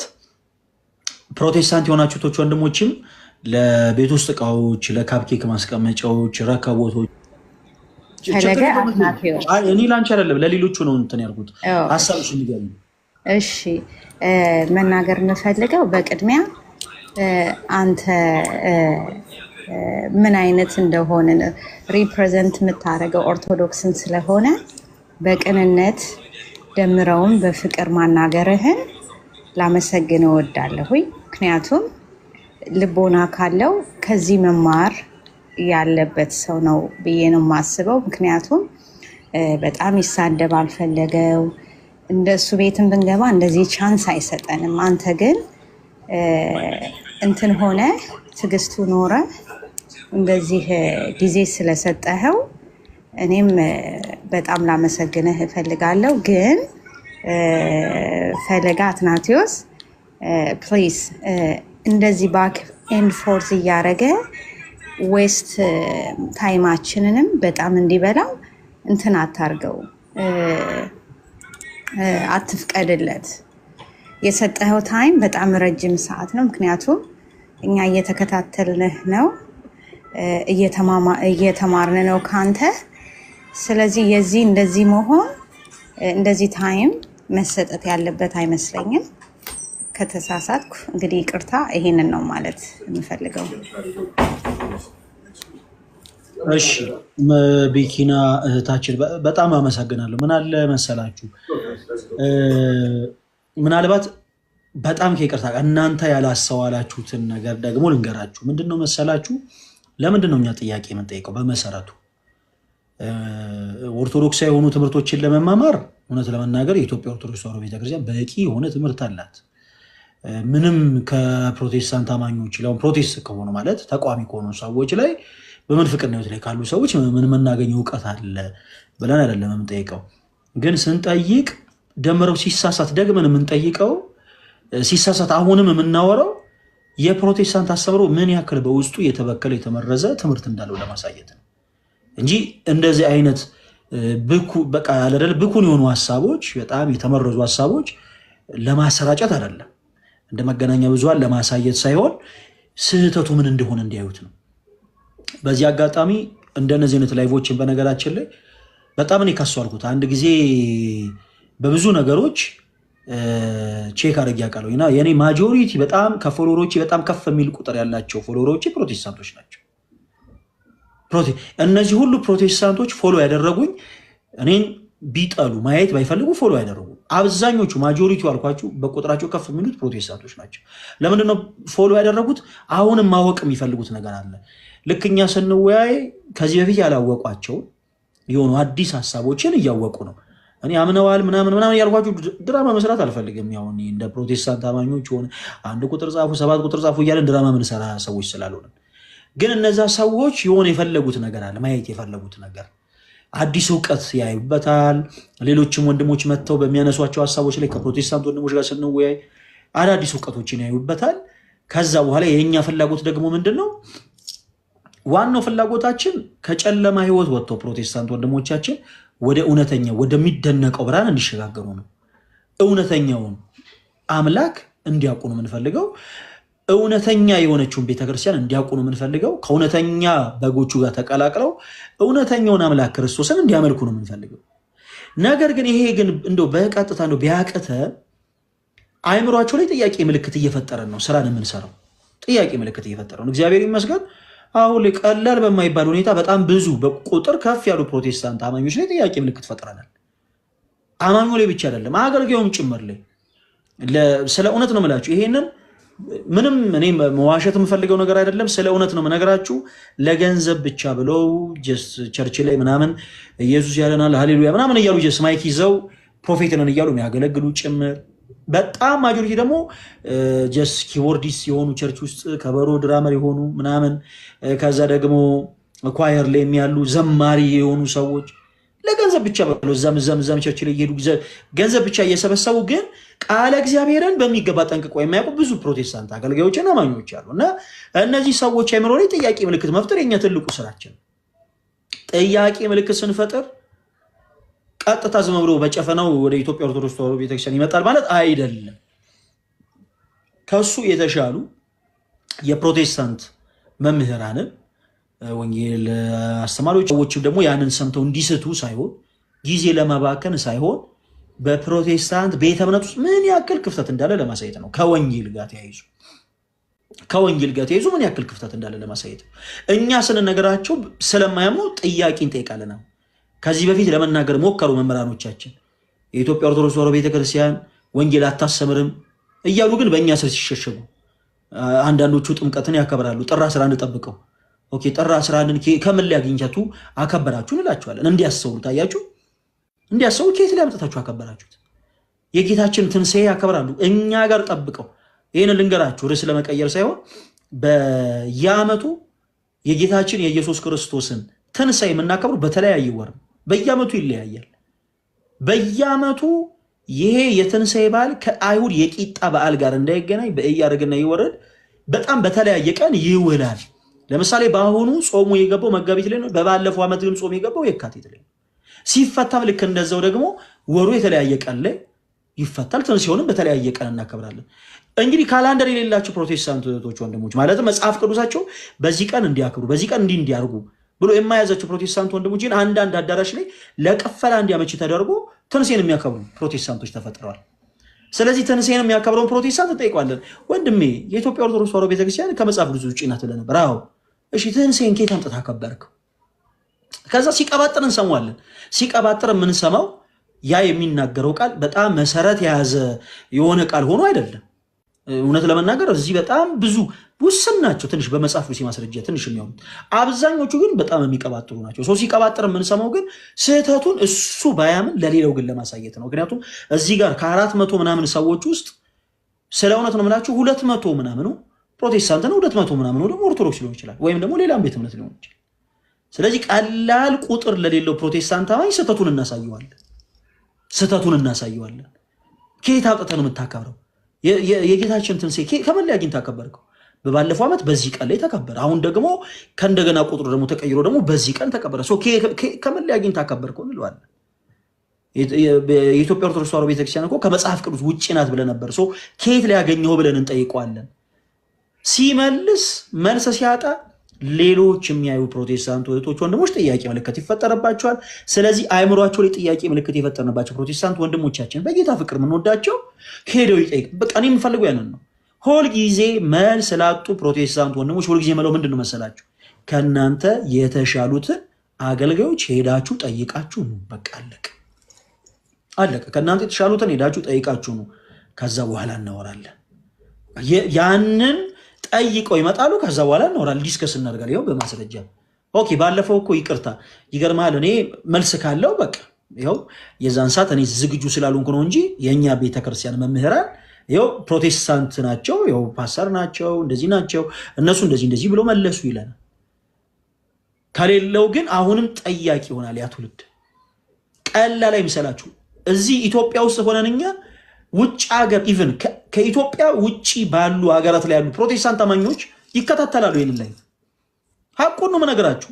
የፈለገ በስማ ፈለገ አትናቴዎስ እንደዚህ ነው የፈለገ ይበል፣ ግን ሳይወድ በግዱ ያዳምጣል። የሚያዳምጠው እኔን ወዶኝ አይደለም። እና አክሊልን ያዳምጣል። አክሊልን የሚያዳምጠው ወዶት አይደለም። ልደትን ያዳምጧል። ልደትን የሚያዳምጠው ወዶት አይደለም። ዮሐድን ያዳምጧል። ዮሐድን የሚያዳምጠው ወዶት አይደለም። ሌሎችንም ወንድሞች የሚያዳምጠው ወዶ ሳይሆን የሆነ አዲስ እውቀት እያገኘ ነው። ከዚህ በፊት ዝም ብሎ አሜን ይል የነበረው ፕሮቴስታንት አማኝ አሁን ላይ ጥያቄ ጠያቂ ይሆናል። ስለዚህ የኛ ትልቁ ፕላን ያ ነው። እኔ እንደዚህ አይነቱን ስኬጁል በቃ ፕሮቴስታንት ወንድሞቻችን ኑ ጥያቄ መልሱ የሚለውን ፕላትፎርም አዘጋጅቼ የገባሁት የኔ ፍላጎት ያ ነው እንጂ ትከሻ ለትከሻ ለመለካካት አይደለም። ትከሻ የኔ እውቀት ይበልጣል ያንተ እውቀት ይበልጣል ለመባባል አይደለም። በግሌ ከሆነ የፕሮቴስታንት አገልጋይ ጋር ገብቼ ትከሻ ለትከሻ ለመለካካት አይደለም። በቃ ሲጀመር ምን ለካካም ሰዎች አይደለንም በብዙ ነገሮች ስለምንለያይ። ስለዚህ በዛው የተረዱት እና ሌላም ጊዜ አንዳንድ ጊዜ እኛ እንደው በቃ ታግሰን እየሰማን በቃ ደስ የማይሉ ነገሮችን እያወሩ ሰምተን የሆኑ ነገሮችን ለመናገር የምንሞክረው ስህተታቸው ላይ ሌላው ፕሮቴስታንት አማኝ እንዲያውቅ፣ ከዛም ደግሞ ኦርቶዶክስ የሆነው አማኝ ደግሞ ዝም ብሎ አንዳንድ ሞኝ ሆነ ጅል የሆነ ኦርቶዶክስ ቋቋመባት ስሙ ራሱ ህብረት ነው ማለት የብዙ ቤተ እምነቶች ህብረት ነው። የሆነ ልዩነትን ቀዳዳዎችን ለመድፈን ታስቦ የተቋቋመ ህብረት ነው። በቃ ግልጽ ነው። ብዙ ናቸው። ለምሳሌ ኤርሚያስ እዚህ ጋር ፕሮቴስታንት ይመስለኛል። ወንድም ኤርሚያስ ይሰማሃል? ምሳሌ ነው። ኤርሚያስ አለክ የለክም? ካልሰማችሁ አስወርዳለሁ። እሺ ኤርሚያስ አለው። እየሰማሁ ነው። ከየት ቤተ እምነት ነው የመጣኸው አንተ? ከፕሮቴስታንት እኮ። ዲኖሚኔሽን ምንድን ነው? ህብረት የምታረግ ቤት ነው? መካነ ኢየሱስ። መካነ ኢየሱስ ክብረት ወይ አንተ ህብረት የምታረግ ቤት ነው? አይ በቃ አንተ ሚውት አድርገው። ህብረት የምታረግ ቤት ነው? ተልእኮ ለትውልድ። በቃ አመሰግናለሁ። እሺ ክብረቱ ሚውት አድርገው። በቃ አለቅ። አሁን ክብረቱን ፕሮቴስታንት ነው። በጨዋደ በእኔ ፕሮቴስታንቶችንም እንዲህ ጠልቼ አይደለም እሺ የምናገረው፣ ሪያሊቱ ክብረቱን ፕሮቴስታንት ነው፣ ኤርሚያስም ፕሮቴስታንት ነው። ነገር ግን ዲኖሚኔሽናቸው ማለትም ደግሞ ቤተ እምነታቸው ህብረት የሚያደርጉበት ግን ቤተክርስቲያናቸው ግን ይለያያል። ኤርሚያስ ህብረት የሚያደርገው ቤተክርስቲያኑ መካነ ኢየሱስ ነው። የክብረቱ ደግሞ ተልእኮ ለትውልድ ነው። ስለዚህ ፕሮቴስታንቶች ይለያያሉ ያለው ለዛ ነው። በትምህርት ይለያል። ለምሳሌ የሙሉ ወንጌል አማኞችና የመካነ ኢየሱስ አማኞች ማለት በጥምቀት ዙሪያ ትምህርታቸው አንድ አይደለም። ትምህርታቸው አንድ ስላልሆነ ነው ሙሉ ወንጌል የሚባል ራሱን የቻለ ቸርች ከዛ በኋላ መካነ ኢየሱስ የሚባልም ራሱን የቻለ ቸርች ተቋቋሙ። ለዛ ነው ትምህርታቸው ይለያያል። የሚደበቅ ነገር አይደለም፣ ሀቅ ነው፣ የታወቀ ነገር ነው። ስለዚህ ፕሮቴስታንቶች ይለያያሉ ስንል በዛ ጉዳይ ነው። ነገር ግን እኔና ልደት ለምሳሌ የኦርቶዶክስ አማኞች ነን እና ለምሳሌ በነገረ ማርያም ሊሆን ይችላል ብቻ በአንድ ትምህርት እኔ ሌላ የሆነን ሀሳብ ተናገርኩ፣ ልደት ደግሞ ሌላ የሆነ ሀሳብን ተናገረ እና ሁለታችንም ቪዲዮ ሰራን እንበል። በደንብ ተከታተሉኝ። እኔ ቲክታክ ላይ በቃ ቪዲዮ ሰራው የለም አንዳንዶች ልደት የሚላቸውን ሀሳቦች ይዤ ልደት የሚላቸው ሀሳቦች ስህተት ናቸው አልኩኝ እንበል ለምሳሌ። ከዛ ደግሞ ልደትም ደግሞ እንደው ለምሳሌ የኔን ቪዲዮ አየና የለም በቃ እንደው ነፈለገ የሚሏቸው ሀሳቦች ስህተቶች ናቸው አለ እንበል። በደንብ አዳምጡኝ። የኔን የልደትን ስም ያነሳሁት በቃ ስለምንቀራረብ ነው። ለጊዜው የሌሎቹን ስም ለምሳሌነት ለመጠቀም ያክልና እንደዚህ ያልን እንበል። ከዛ ደግሞ ያልነው ሀሳብ በቃ ጽንፍና ጽንፍ ያዝንና ደግሞ ላይቭም ገብተን እኔና ልደት ተጨቃጨቀ። በቃ ልደት ምን ሆነ ነው እንዴ? ሲጀመር አንተ መጽሐፍ ቅዱስ የማስረጃ የለክም ምን ያልኩት፣ እሱም ደግሞ በፍጹም ምናምን አለ። አንድ እውነት መነግራችሁ አንዳቅ ወይ እሱ ወይ ነን ትክክል አለቅ። በቃ የግለሰቡ ስህተት የግለሰቡ የመረዳት ችግር የቤተክርስቲያኒቱ ትምህርት ነው አይባልም። የፕሮቴስታንቶች መለየት ግን ስንል ግን መሰረታዊ ትምህርታቸው ላይ ልዩነት አለን። በቃ እኔና ልደት በሐሳብ ተጋጨን። ከዛ በኋላ ላይብሬ ምናምን ወጣን። እኔና ልደት ቤተክርስቲያንን ከዛ ወክለን ኦርቶዶክሲያን ተለያዩ ሊባል አይችልም። በመሰረቱ ሊባል አይችልም። እኔና ልደት አይደለንም። በጵጵስና ማድረግ ራሱ ያለ ሊቀ ጳጳስ ከቤተክርስቲያኒቱ ትምህርት ውጭ የሆነ እንግዲህ የሆነ ነገር ቢናገር ከቤተክርስቲያኒቱ ይለያል እንጂ ባጭሩ ኦርቶዶክስ ተለያየች ምናምን የሚባል ነገር አይወራም ነው።